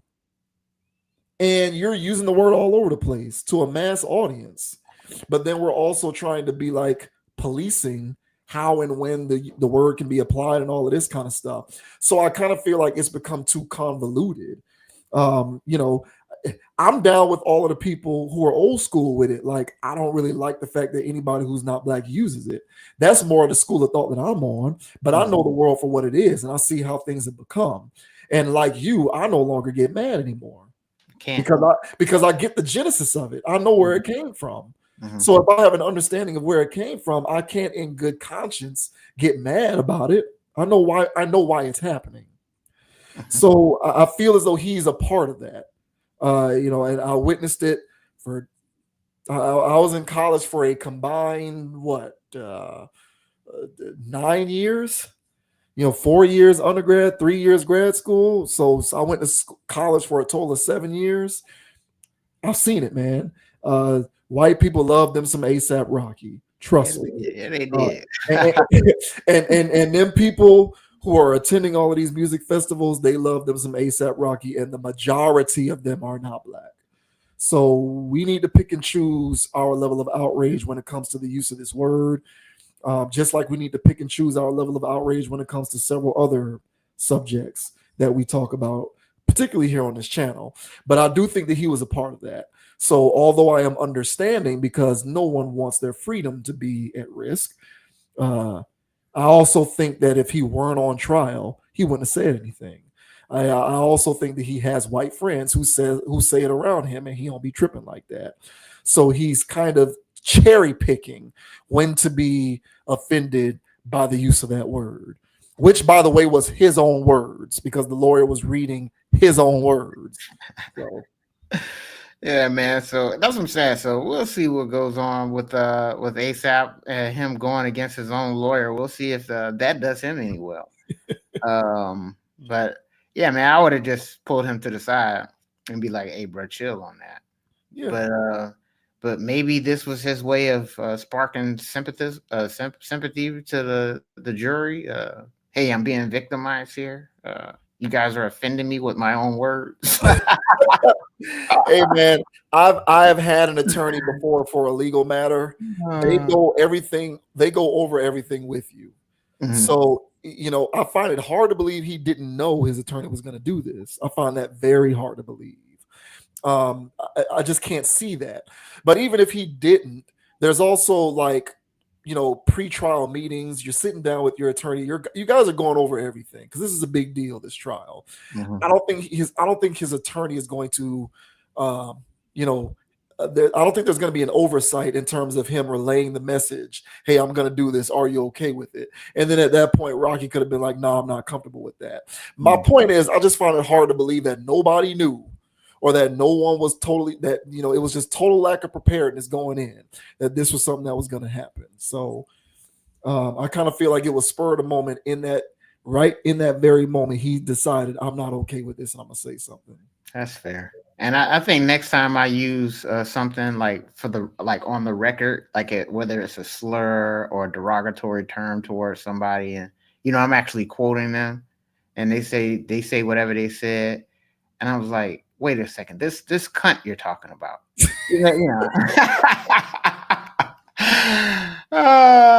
is that them over there? Like, you know what I'm saying? Like, I'm gonna do this too and see how that flies. Hey man, I'm just quoting what they said. Like, what's the big deal? Don't come at me. But that's funny, man. That belongs in the skit, man. I got a bigger laugh out of that than being tighten up ASAP. Golly. Yeah. Good luck, bro. That definitely does look like it was a skit from Chappelle's show. That's a skit, bro. It is, yeah. But yeah, I mean, I've never really had issues with ASAP. He's a rapper. He's just another rapper. So I hope that things work out in his favor. Good luck. He's not running crazy, doing crazy stuff. So I got no reason to see his downfall. I hope things work out in his favor, but he, in my opinion, is a part of the reason why his lawyer was using the word like that. And that's just how I see it, man. And my bad. I didn't mean to use the C word. That's the first time I used the C word on this podcast. But if there's any C words out there that I offended, that's my fault. My bad. That was funny.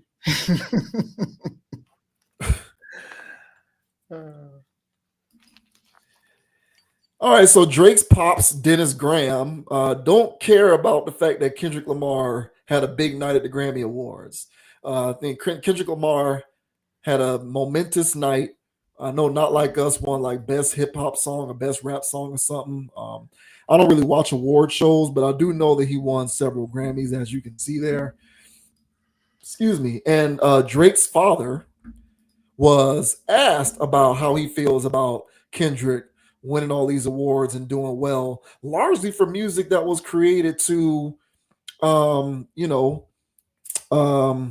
destabilize his son successfully, I might add.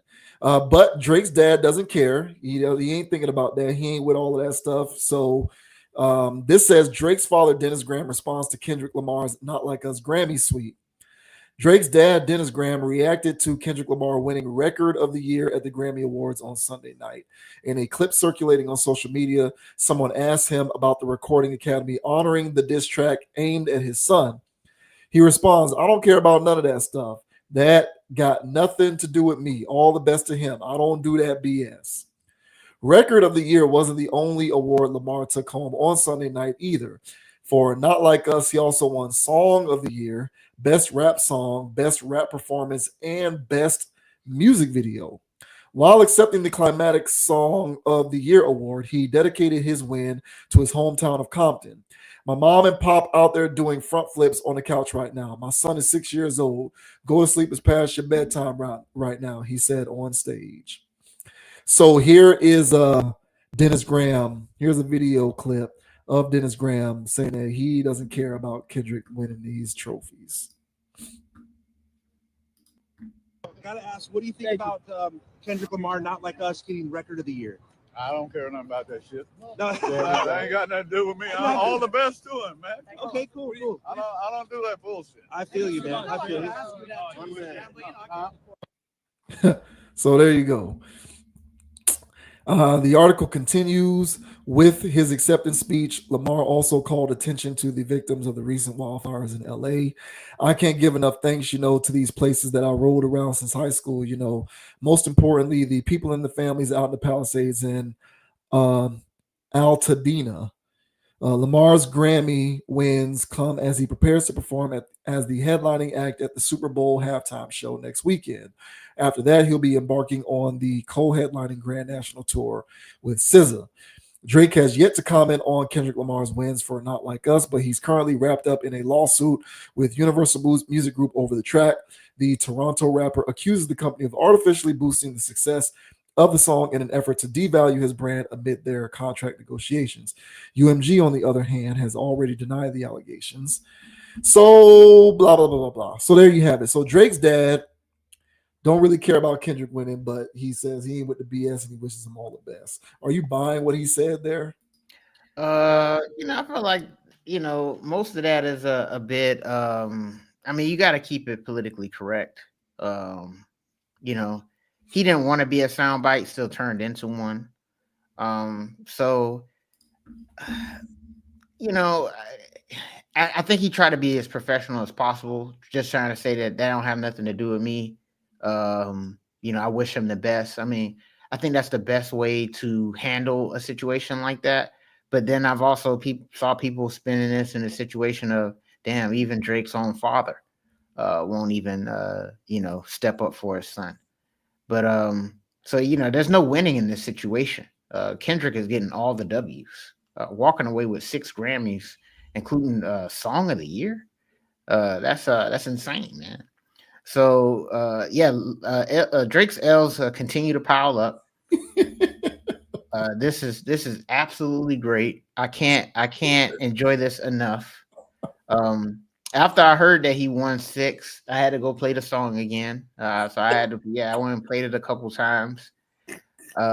Just to, because that night, bruh, it united the country. It united the world, bro. Like, everybody felt that. And everybody was listening to that for the first time and felt that, yeah, man, somebody finally got Drake's ass. Drake was the bully in school that he was only a bully because of a privilege, not because he was really tough. And he showed his ass to everybody in school. And he finally picked on the wrong kid that actually, did like the justice that everybody, like that comeback that everybody wished they could have had against, have his reign of terror across the school, and nobody could really do anything because the powers that be were whoop-de-whoop. And, he finally picked on the wrong kid, and because Drake started this. So he picked on the wrong guy and got his ass whooped in front of everybody. And I love it, man. I feel like this was the universe balancing itself out. It didn't make sense for somebody like Drake to win the way that he was winning, because he was a shark bag. For Kendrick, somebody to come and humble him the way that he did, yeah, man, I can't get enough of this stuff. So him winning those Grammys last night, I don't really give a damn about Grammys, but other people do. So I'll still congratulate him on winning that, on 6 of them. I don't know if any other hip hop artist has walked away with that off of one song alone. I'm pretty sure this is some type of record. I don't think even Drake himself has even done this, even with One Dance or Hotline Blings. So maybe he did. I don't know. But to me, I feel as though congratulations to Kendrick. And for Drake's dad, that was a rock and a hard place to be put on the spot on. I feel as though he answered that as professionally as possible. But knowing Drake's soft, sensitive ass, he probably still don't feel as though that was a strong enough answer from his father.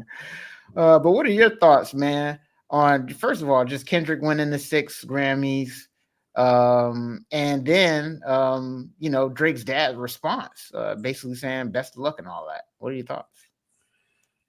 Yeah, I don't mind Drake's dad responding that way. I think that that's fine and appropriate. I think that is the best response that the loser of a bout can provide, or being on the losing side, because he wasn't the actual loser, Drake was, but he's on the losing side.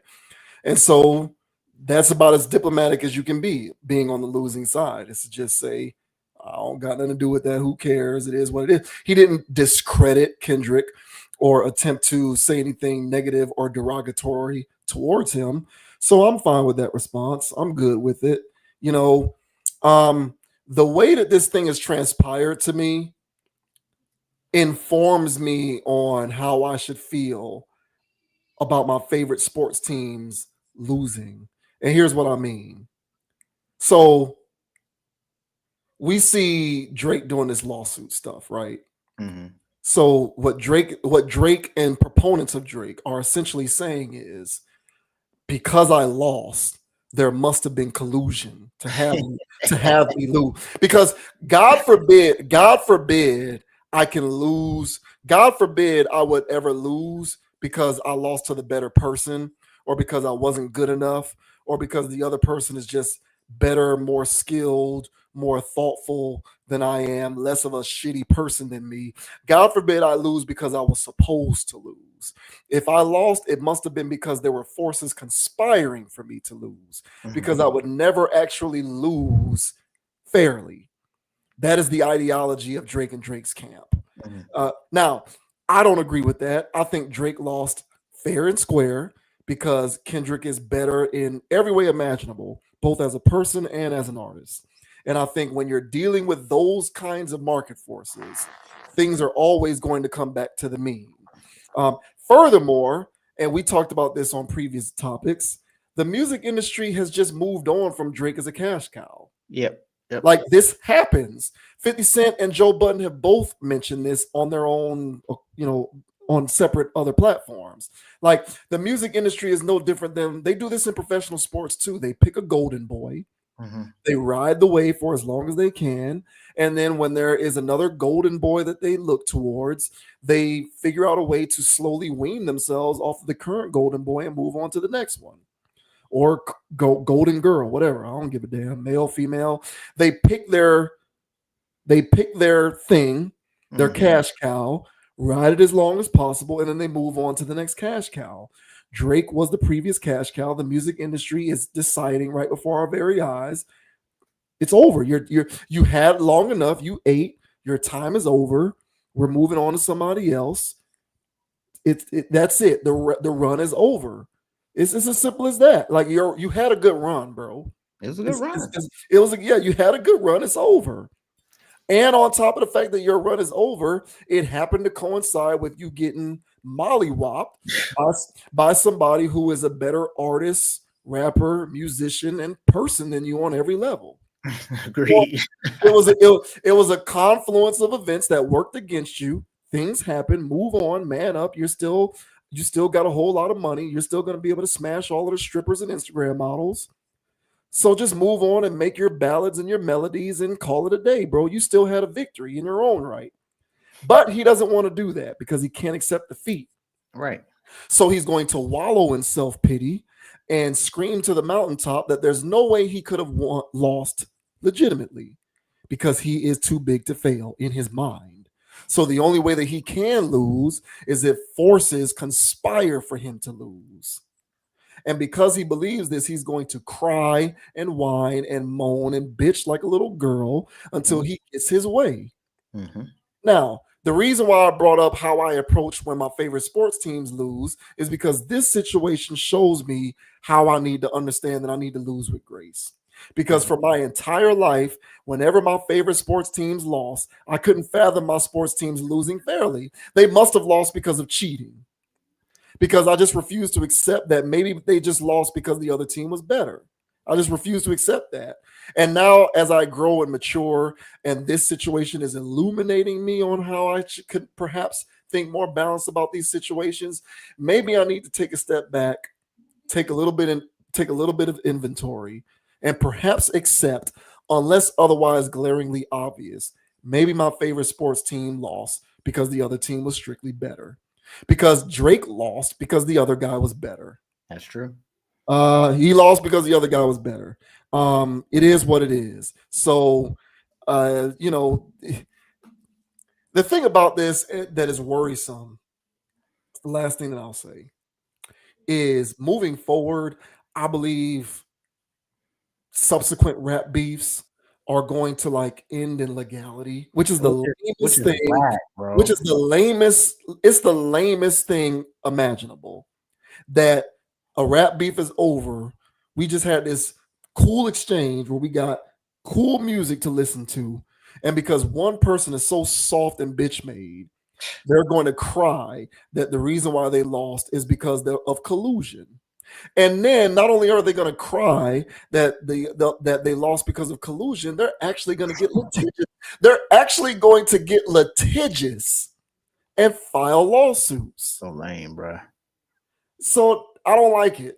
I don't like it. Respect to Drake's pops. I don't have a problem with his response, but that is a microcosm of this situation in totality, and how it should have just ended with the music, and it shouldn't have progressed to this point where people are just so in their feels that they couldn't fathom a universe in which they would lose because they weren't the better man. 1,000, bruh. So, hey, Kendrick, you the man, bruh. Drake, you ain't nothing but a C word. And as far as Drake's dad, I respect your response, but I don't respect that mustache. So, all in all, Kendrick with another dub. How about that, man? Unbelievable. That whole family needs to take a seat. They should all take a seat. The one that I like the most is his mom, and that's because she stay out the way. She stay out the way. Yeah. Sheesh. I think Drake is in Australia right now doing a tour. He should just stay there. Yeah, stay down under, bro. Nobody gives a damn. Stay down under. Ain't nobody missing you, dog. just stay in Australia, bro. Stay there. Lord.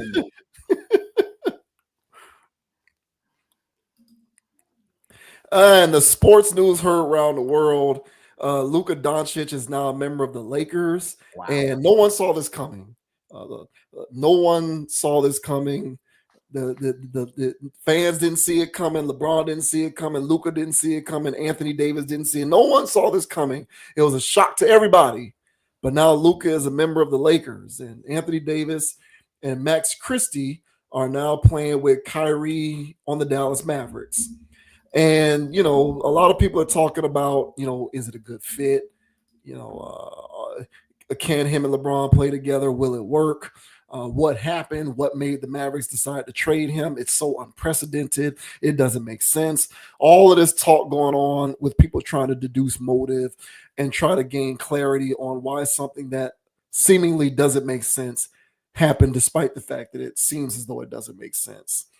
So this says Luka Doncic excited to join Lakers, says trade was a big shock. Luka Doncic was nearly asleep last Saturday night in Dallas when his phone buzzed. Only then did he learn that the Mavericks had just stunned the sports world by trading him to the Lakers. You can imagine how surprised I was, Doncic said.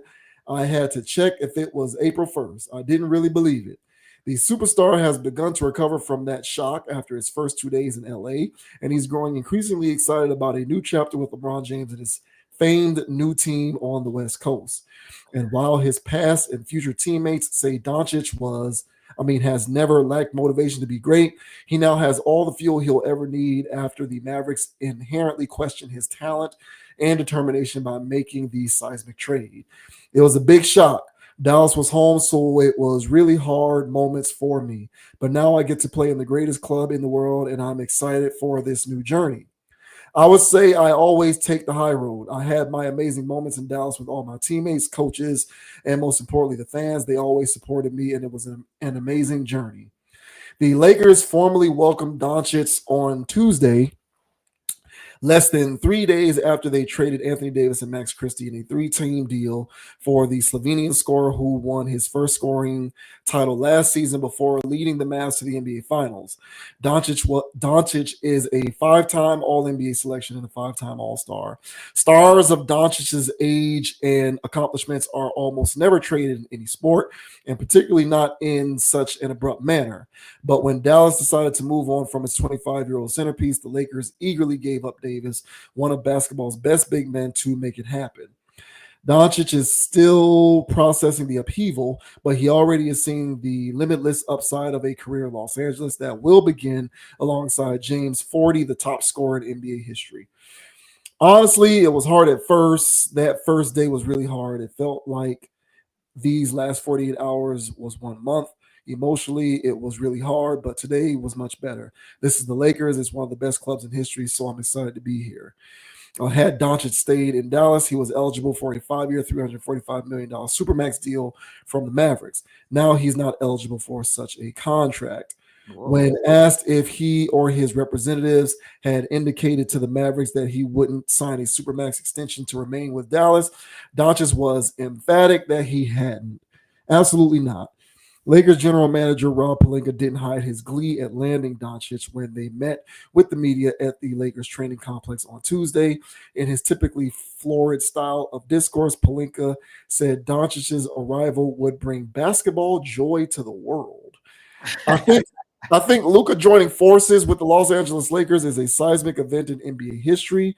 We have a 25-year-old global superstar that is going to get on the stage of the most popular and influential basketball brand on the globe. And I think that when those two powerful forces get together, it brings basketball joy to the world because that's how Luka plays. He plays with joy. What? Yeah. So I don't need to read the rest of that. You get the idea. So uh Luca I'll, give I'll you go joy, ahead. bro? Luca give you joy? He doesn't give me joy, but apparently, according to Rob Pelinka, he brings basketball joy to the world. I don't know what Or the hell he, that means, he bro. brings joy to the basketball world. That's crazy to me, but that's a whole lot of grandstanding. But the floor is yours on what you make of this trade. Well, Rob Pelinka, aka Rob Lowe, because they look like the same person to me. Yeah. I've never seen Rob Lowe in a room with Rob Pelinka, so I'll just leave it at that. But to me, this smells of NBA collusion. Um, the league has been going through it. They've been getting called out from old heads, so it's not just people on the internet anymore expressing their disdain with the product. It's not just people on the internet anymore noticing the precipitous drop off, the lack of ratings, being outdone by the WNBA in some instances when it comes to rating, being outdone by women's NCAA basketball in some instances. So don't even get me started with comparing it to the NFL's numbers. So the NBA has been an absolute laughingstock in the realm of professional sports. And so they needed something, in my opinion, to shake things up. They just made Luka, all right, the new face of the NBA. I think that was what this whole play is about. They were looking for somebody domestic. They couldn't find that person. And they defaulted on Luka, which I felt like they should have did already, because they like doing this. So you might as well either land on Luka or Jokic. But Jokic is so he's so detached that and even though he's still young, he's not as young as Luka. I think Luka fits the bill the best for when it comes to fitting the mold for the new person that the NBA is going to follow and make that guy.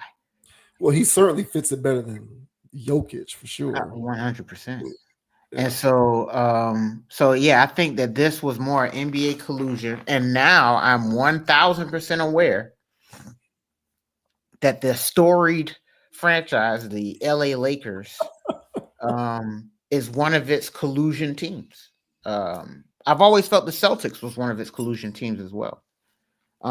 Now, to be fair, you would think they would also collude for the Knicks, but they've never seemed to get there.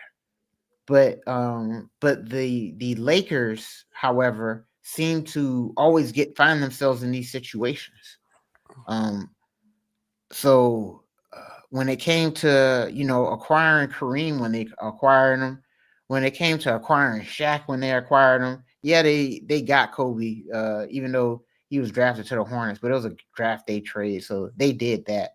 But and there was other guys in the past that they got Wilt.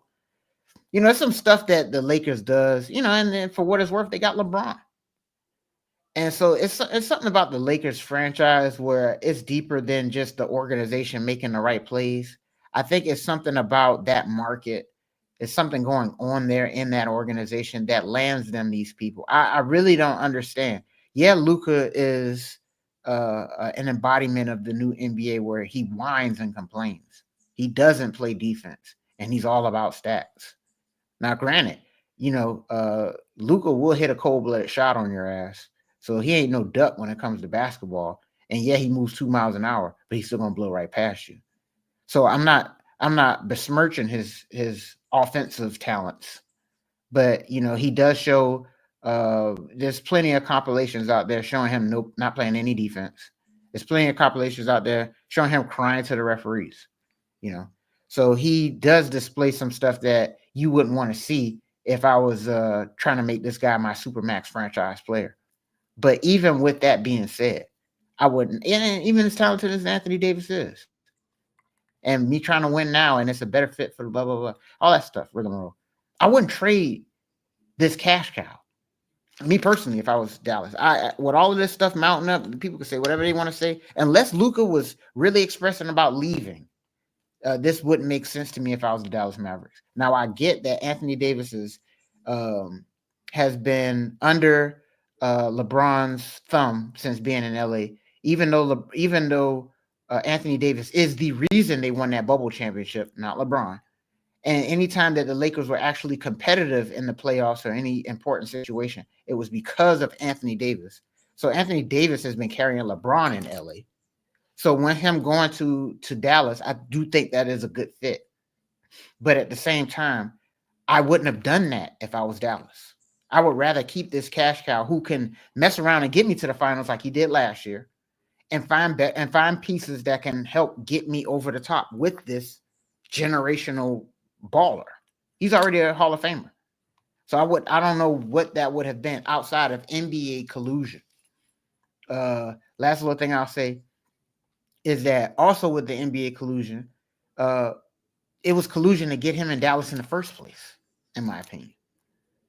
And when the whole trade with him and between him and Trae Young, it made sense. It made sense for the black market in Atlanta. And I'm gonna go ahead and say this: to get Trae Young, and for Luka to go to Dallas to replace Dirk. And so people was like, "Oh yeah, why would you?" People was talking about Luka when he was 15. And if I had the opportunity to draft Luka and I really was trying to win, I would draft Luka. I don't give a damn about the market. But the NBA does this thing when they play these games and they try to set things up for narratives and other stuff. So me personally, if anybody wants to throw stones at Atlanta for trading Luka or whatever, however the hell it went, you know what I'm saying? Look at the NBA. You know what I'm saying? Not the Hawks. And in this situation, I wouldn't throw stones at Dallas. I would look at the NBA because I feel like the NBA did its string pulling in order to make this a thing so that Luka could be the new face of the NBA, replace LeBron, and so that the Lakers can still be the Lakers. I don't like it, but this plays into all that stuff that, these big market teams are going to stay the big market teams, and they can give a damn about a smaller market team, a OKC that's whooping everybody, a Cleveland Cavaliers with the best record in the league. They can give a damn about that. They don't care about team play. They want these superstars that's inflated that can give us basketball joy.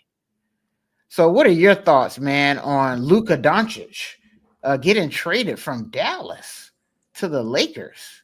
What are your thoughts, bro? Yeah, I'll let you have the collusion thing. That's your thing. I'm not going to get into that. Mm-hmm. The only question that I have is, why is it that the Lakers were the only team that the Mavericks called about trading them? That's the one thing that I'm confused by, is why was this strictly? Because by all of the reports, the Mavericks didn't shop Luka around, obviously, because it wasn't known that he was on the trading block. So it literally was a situation where it was like, hey, they called one team, which was the Lakers, and they said, do you want Luka? And here's what it'll take. And they just did it. And it's being cited, the relationship between Rob Pelinka and the GM for the Mavericks, as to why that was the case. But still, if it was about making the best move for your team, you could have gotten a lot more than Anthony Davis and Max Christie on the open market if you wanted to ship them. Exactly. So that's the only thing that confuses me. That's the only thing that confuses me, is why was it just strictly a Lakers thing? Other than that, to me, I feel like the NBA, and you can blame, I don't get too much ratings or whatever, because who cares about ratings? The only people who really care about ratings are TV networks. TV networks care about ratings because that matters in terms of how much you're paying for the right to be able to show games on TV. Because what the NBA does is they say, look at our ratings. So if you want to show games on your network, here's how much it's going to cost. And then, Disney and Turner Sports or whomever, they bid, and it's like, okay, we'll pay the $5 billion or whatever to pay because that's a reasonable asking price given the data that you're bringing us with your ratings. So the only fans bringing up ratings to me doesn't make sense because fans don't mean, what do ratings mean to fans? Like as a fan, what does ratings mean to you other than you being able to use them to further bolster your point as to why the NBA sucks, which I get. But let's make no mistake about it. When it comes to ratings with fans, the two things, like ratings don't mean anything to fans. You're still going to watch the games no matter what.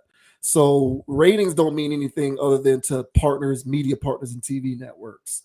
So, but having said that, I do think the ratings, which factor into revenue sharing for the league and money, along with a diminished product and all of this stuff, is factoring into what I believe to be the league, and by league I mean the teams, and by the teams I mean the owners, deciding that they are going to try to aggressively usher the NBA out of player empowerment.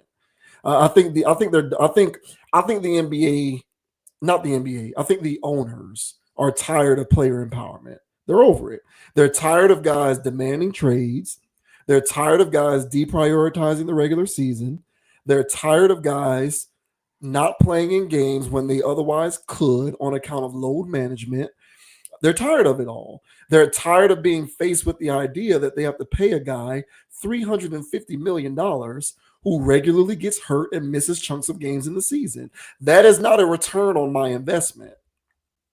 But player empowerment dictates that because they are the superstar player, despite the fact that they miss a lot of games, you have to extend this person.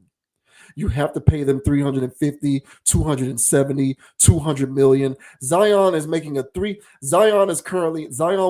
is currently in the midst of a $197 million contract. And I believe that's either for 5 years or 3 years. 5 years. So Zion is currently in the midst of a 5-year, $197 million contract. The Pelicans, if all things trend in the current direction, are going to be a lottery team.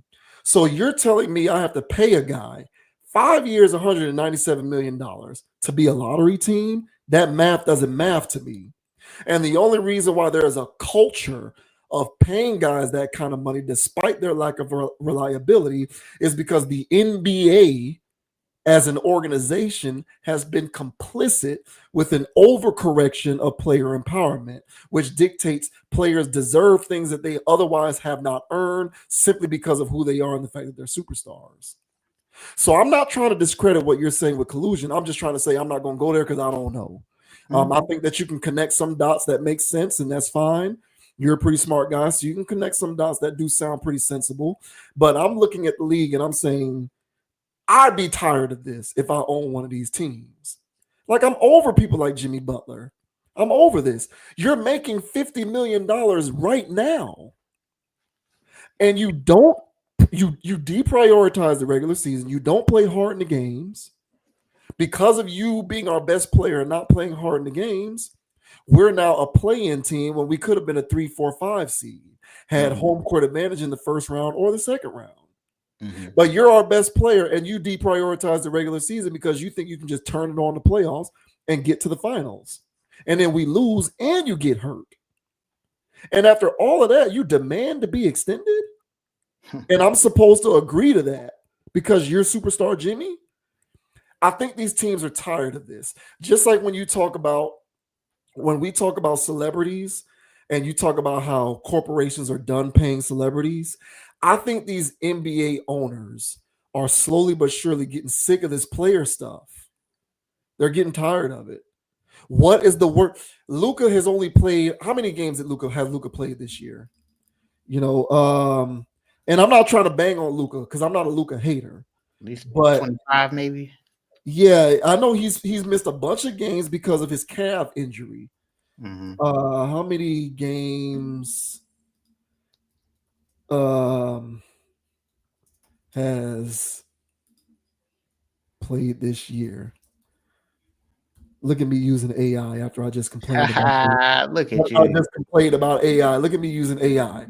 So Luka has played in 22 games this year. Damn, 20, close. 20 he's played in 22 games this year because of a calf injury. One can surmise part of the reason why he's dealing with a calf injury is because maybe he didn't get himself as ready as he could have been for the start of the season. These soft tissue issues are actually matters of conditioning. Mm-hmm. Like there's no genetic predisposition for hamstrings and calf strains. So one can suggest maybe part of the reason why he's going through this is because of some kind of conditioning. I do think the conditioning thing has kind of been blown out of proportion a little bit, but I am reasonably willing to concede some of that may have to do with conditioning. If you're catching calf strains and you only played 22 games, you weren't ready to play. And after all of this, you played 22 games. This offseason, I am now obliged to give you $350 million. Yeah. Because you're the superstar. Yeah. So I kind of feel like these organizations and these owners are trying to rein this stuff in. They're tired of it. I think they're tired of it. And I'm not trying personally. I think one of the things that has ruined the NBA, in my opinion, is player empowerment for the ones who abuse it. Some players are deserving of it because they put in the time and the work and they are reliable. But there are far too many of these guys who don't deserve it and they abuse it. And I think that has contributed to what's wrong with the league, if you will.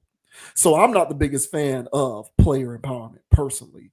But having said that, I try to remain as fair-minded as I possibly can be. And despite me trying to be as fair-minded as I possibly can be, I do believe it has jumped the shark. And I think that the league and these owners are trying to rein it in because it is being abused beyond measure. Yes, I think there are a lot of bad faith actors who have abused player empowerment to the point of making the NBA worse than it was before it. Mm-hmm.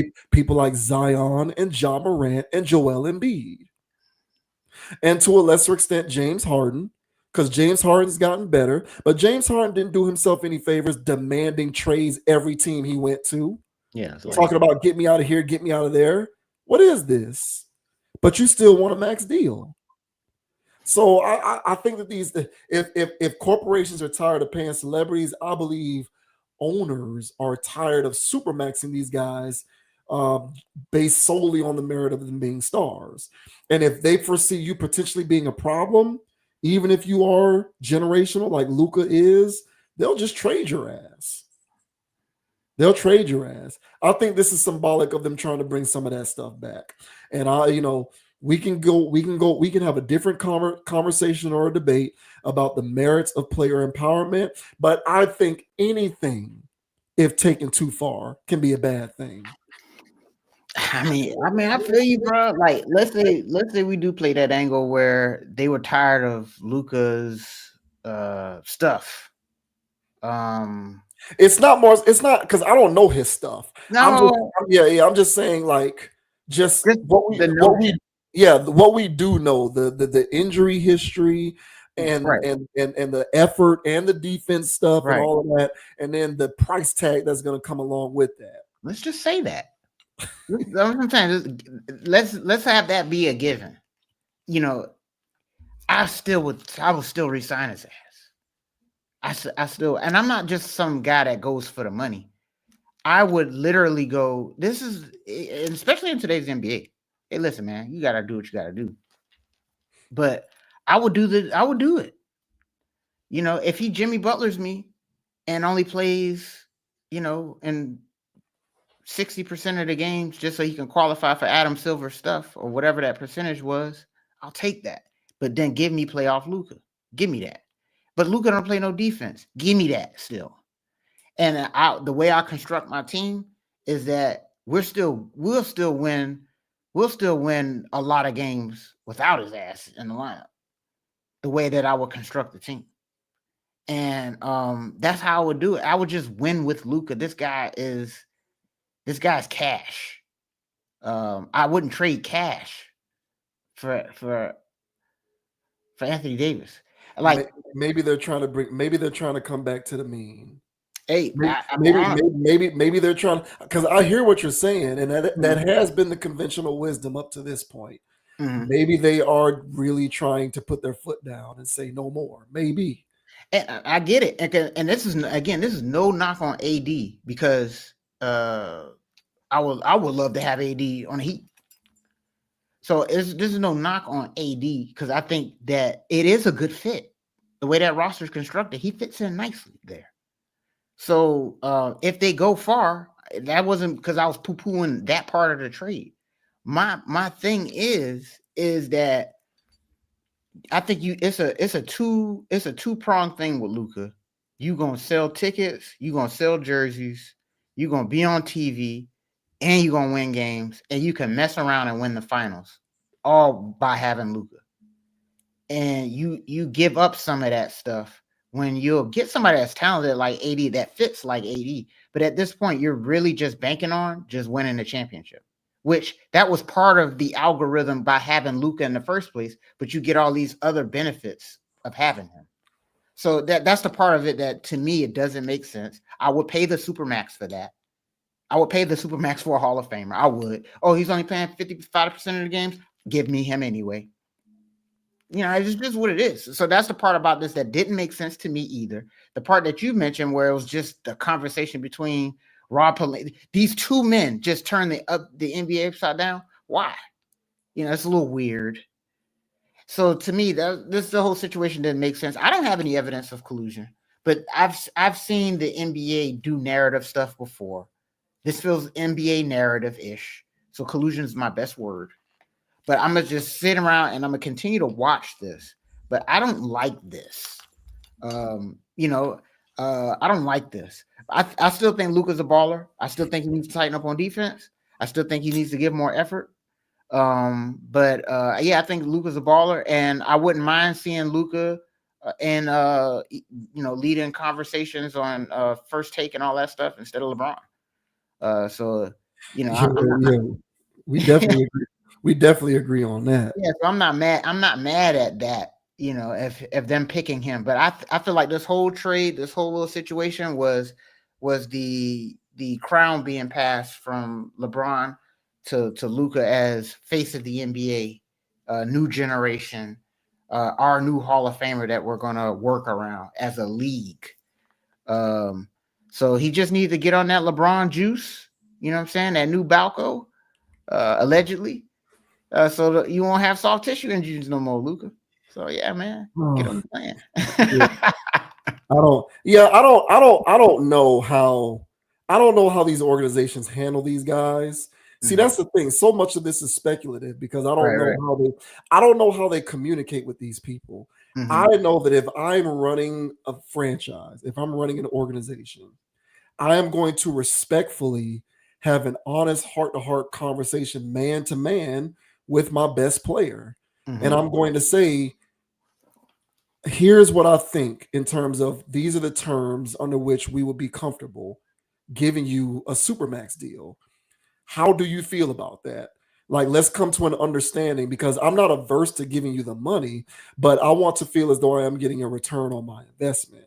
I want the organization to feel as though it is getting a return on its investment. Now, if your goal is to sell tickets and be relevant, I mean, even then, I would want you to at least be able to play in most of the games. Like, I just don't think that that's too much to ask. I'm sorry, but like, I can't pay somebody the Supermax and you're missing 30, 40, 50% of the games. To me, that's too much. It's not worth it. Like, yeah, we're relevant, but to what extent? People want to see you playing games. If the fan base in the market is becoming desensitized to the fact that you're out often, then we're going to be losing money because less people are going to care about coming because you're not playing.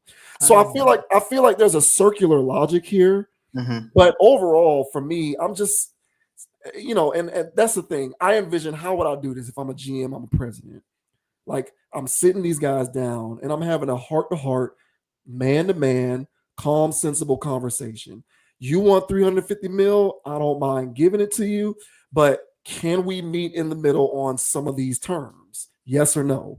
And if it's a no, or if we arrive at a stalemate, then at that point the inevitable has to occur.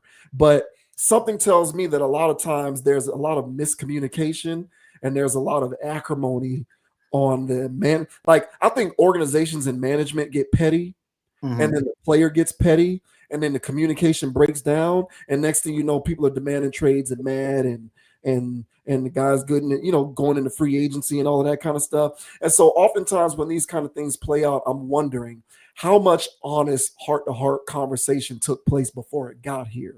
That's usually what I'm always wondering, because you just never know how this kind of stuff is handled. But if I'm running an organization, man, I don't know, maybe I'm a little too Pat Riley minded, but I can't see myself signing up for that 350.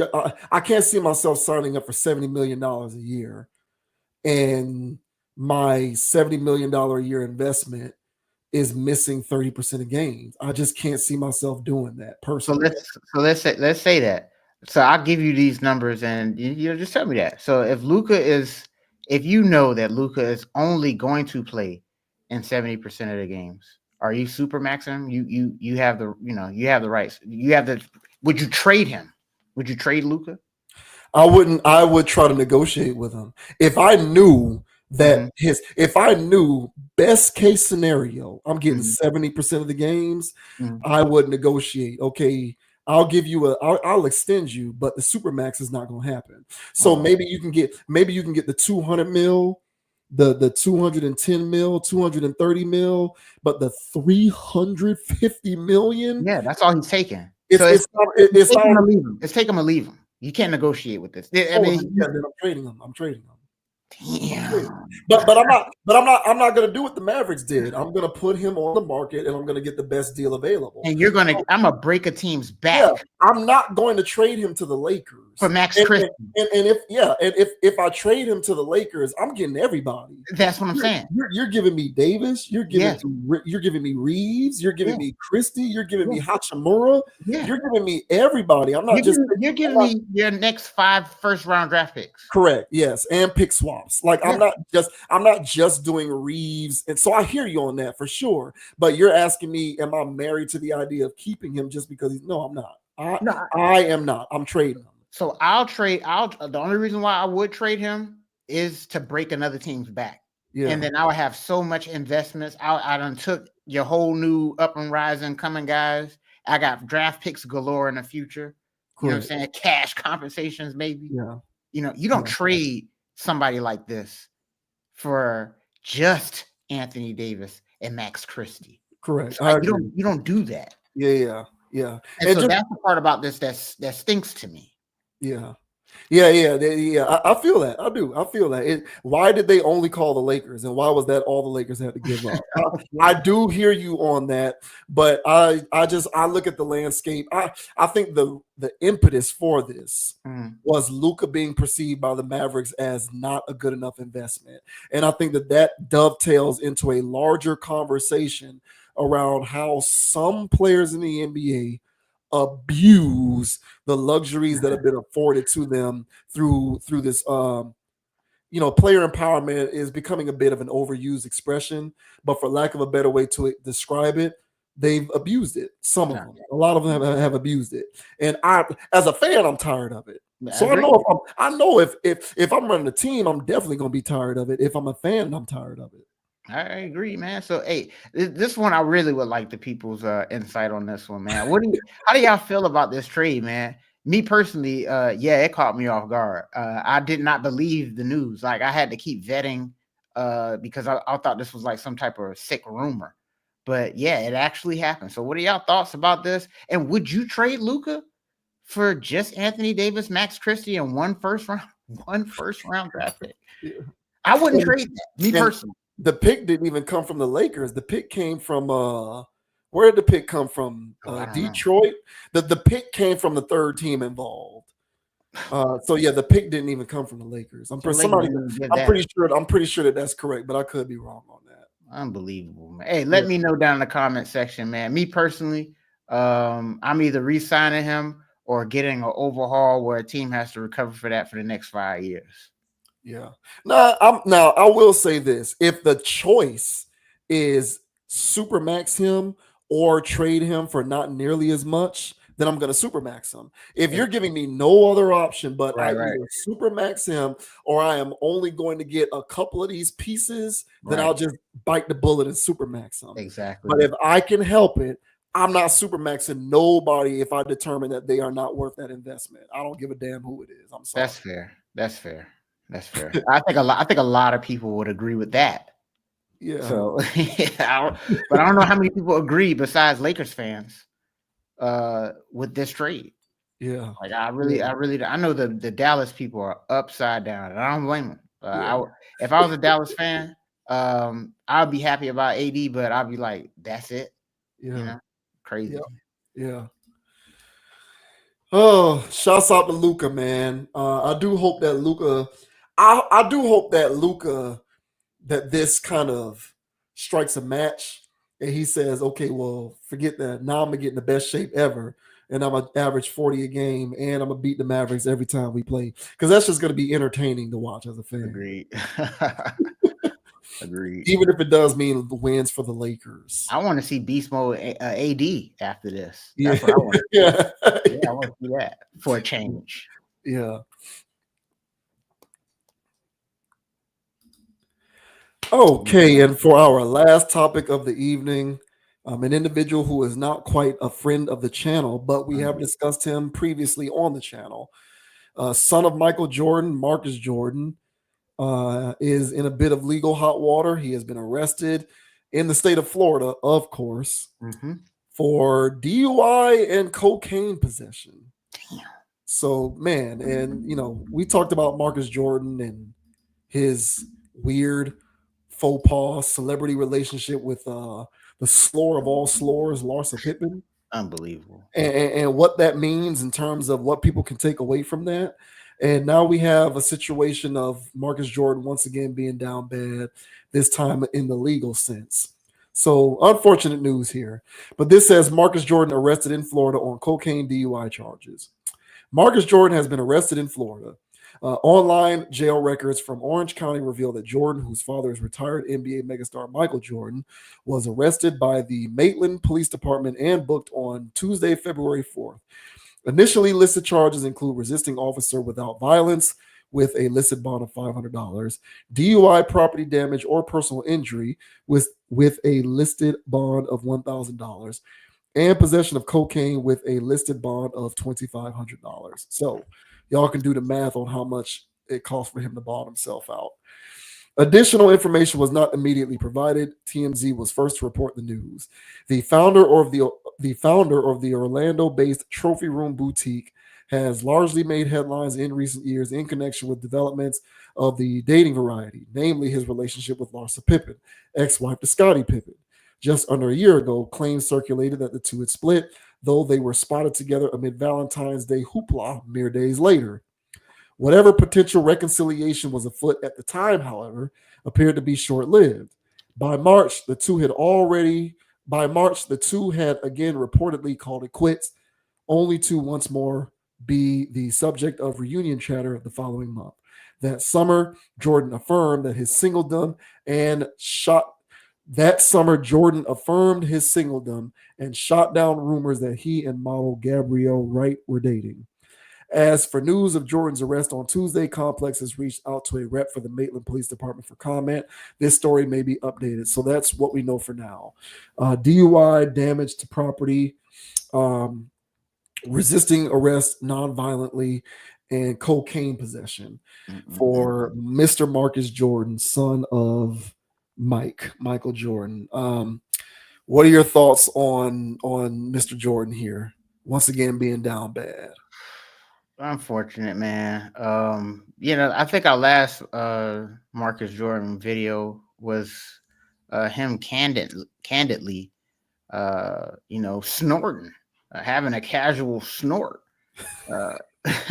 at a public venue. So yeah, when I saw the news on this, unfortunately, I wasn't surprised. Um, you know, everybody know he loves the cocoa. So, and that's a bad rep to have. And then this one's just doubling down on that. So at this point, I really would like to say, man, this guy's in he's in addict territory, and addiction is nothing to play around with. But if you're so messed up on your stuff, bro, that you out here, you know what I'm saying, damaging property and getting wild with it. Because people do they booger sugar and, you know what I'm saying, highly functionable. You know what I'm saying? I know some people had some corporate jobs, and I'm like, hey man, that ain't Adderall you hopped up on. You know what I'm saying? But they get their work done.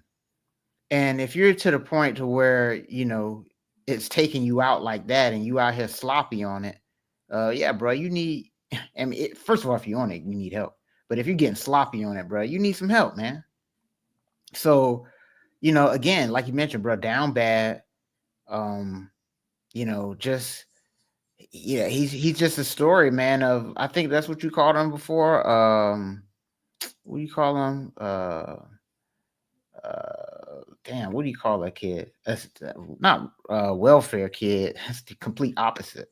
What's the one where they get trust fund baby? Oh yeah. Yeah, that, you know. So yeah, man, he's definitely in that ballpark, in that realm, man. You know, he was hooping, and you know, he was for that sake, you know, he was decent.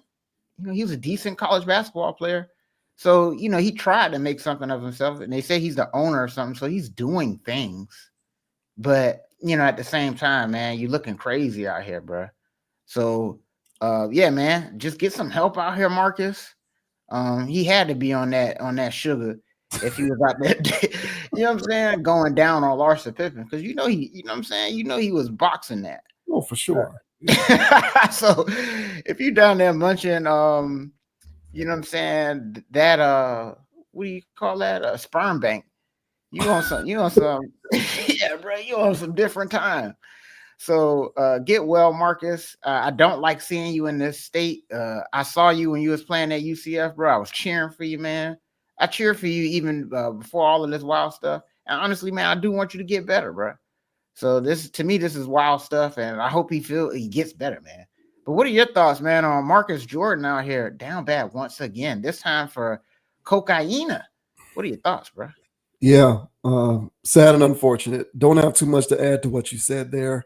You know, to anybody who might be checking us out for the first time, and you know, they're kind of wondering how we do things here, right? So we don't bring up topics like this merely to engage in celebrity gossip. We bring up these types of topics to sort of extrapolate them for like the bigger message type deal.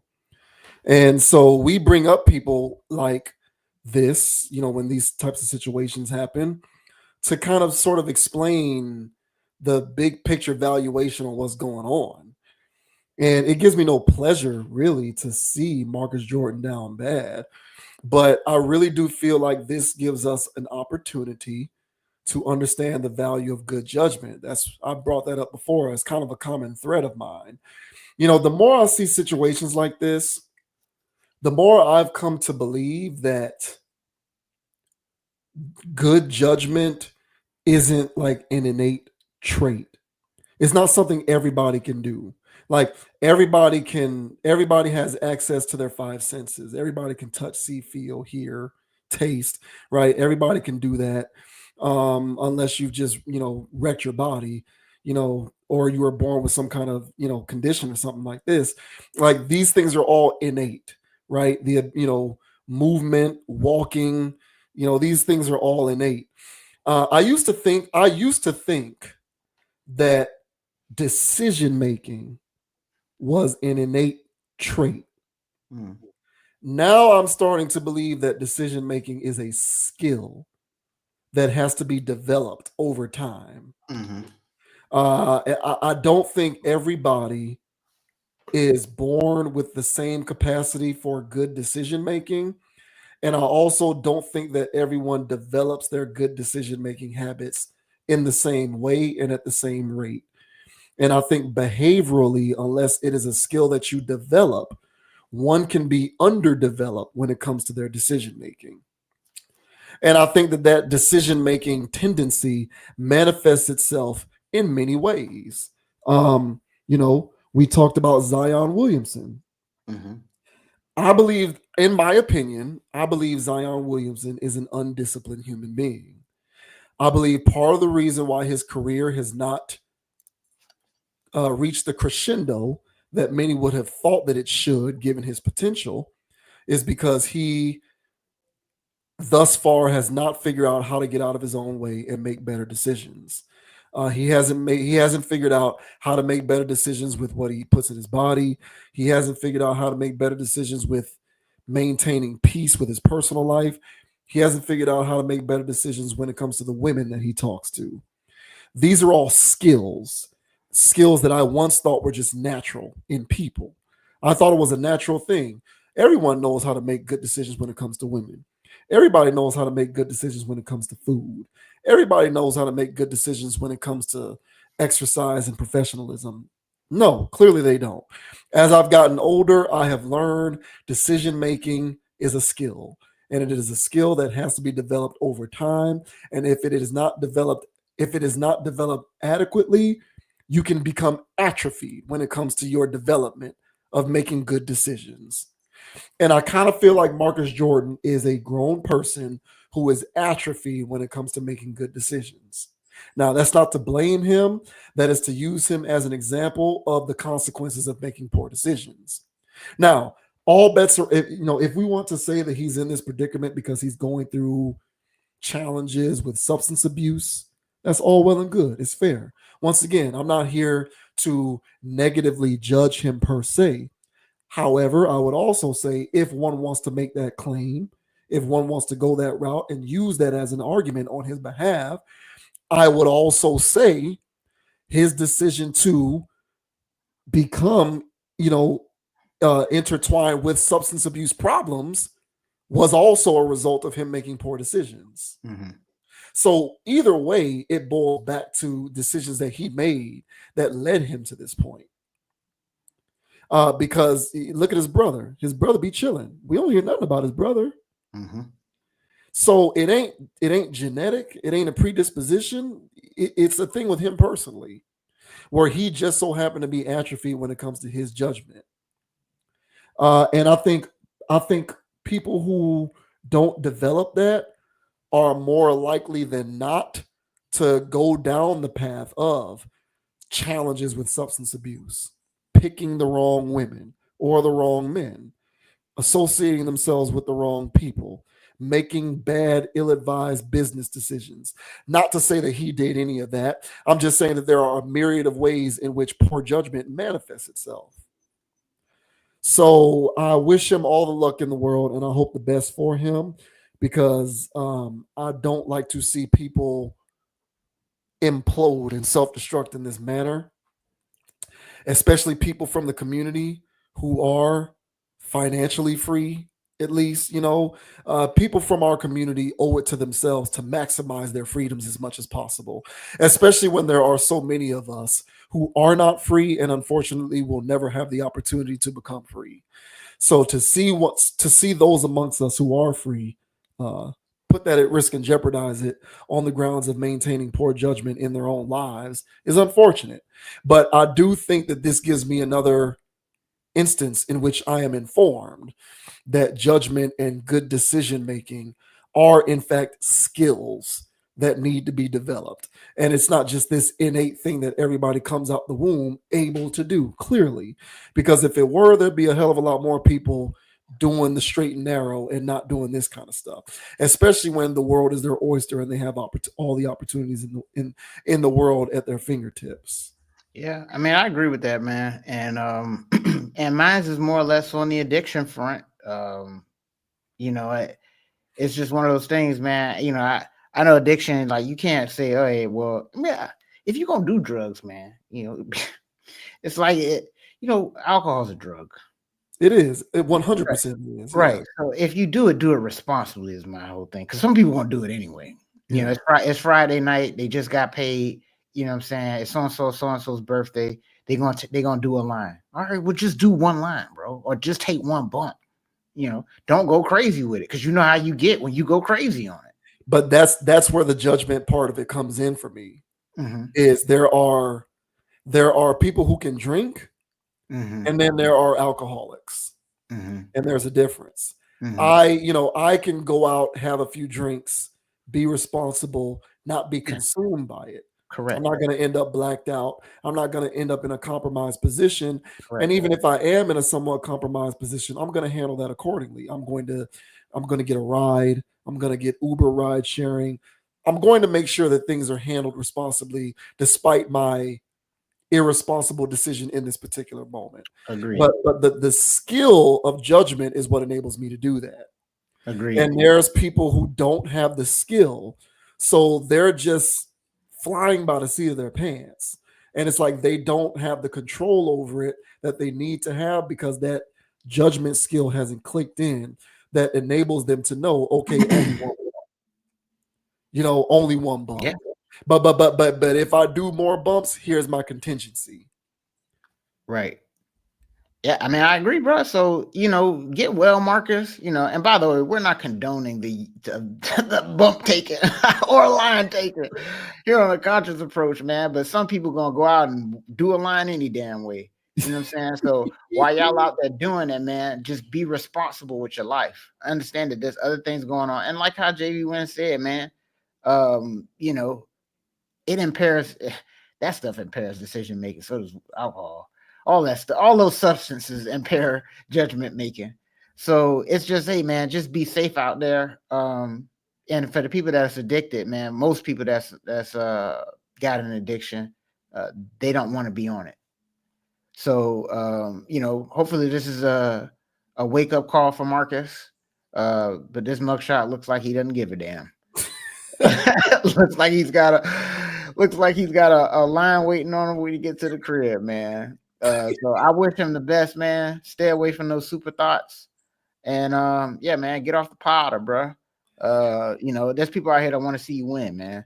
Yeah. So yeah, man. And so for anybody out there that's struggling with stuff, man, hey, bro, I'm wishing y'all the best as well, because I know addiction ain't easy, man. People, like I said, most people want to stop. Yeah. They're always saying today is the day. And, whenever they have a failure, it's rough on them. So by no means am I making fun of addiction, but it's a thing where, like I said, man, we got to try our best out here to make the best decisions possible. Have things in place to where you can actually set your life up in a better way and not be in a position like Marcus was, where it's like, hey, if you know you're gonna do that, get an Uber. If you know you're gonna be doing that, do it. Just get your life in order, man. Set your ducks in a row and try to take care of yourself, man. Because I know for me, man, when I was struggling with, me personally, I wouldn't call myself an alcoholic. I didn't think I was, But when I was in college, man, I took a survey and it was like, if you have more than 3 drinks a week, and I was like, well, I go out 4 nights a week. What did that make me? Yeah. So once I stopped doing that at all, I realized that, hey, man, I was making a lot of drunk decisions when I was a young person. Even though I wasn't hungover and nothing like that, that stuff was still floating in my system, and I was making decisions the next day based off of that. So, it wasn't until I was completely off of it that I realized that, yeah, man, I had a drunk state of mind for an extended period of time. So, yeah, man. So just speaking from somebody that came from an addiction, if you will, himself, that, this stuff ain't sweet and I get it. So I'm not making light of it. Just take care of yourselves and be safe. You know what I'm saying? Yeah. Oh, 100%. I read somewhere that he tried to use his dad's name to get out of it. Oh, no. And so stuff like that, you say this picture makes it look like he doesn't give a damn. Like when you're doing stuff like that, you're not learning a lesson. You're just trying to get out. You're just trying to literally get out of jail, literally.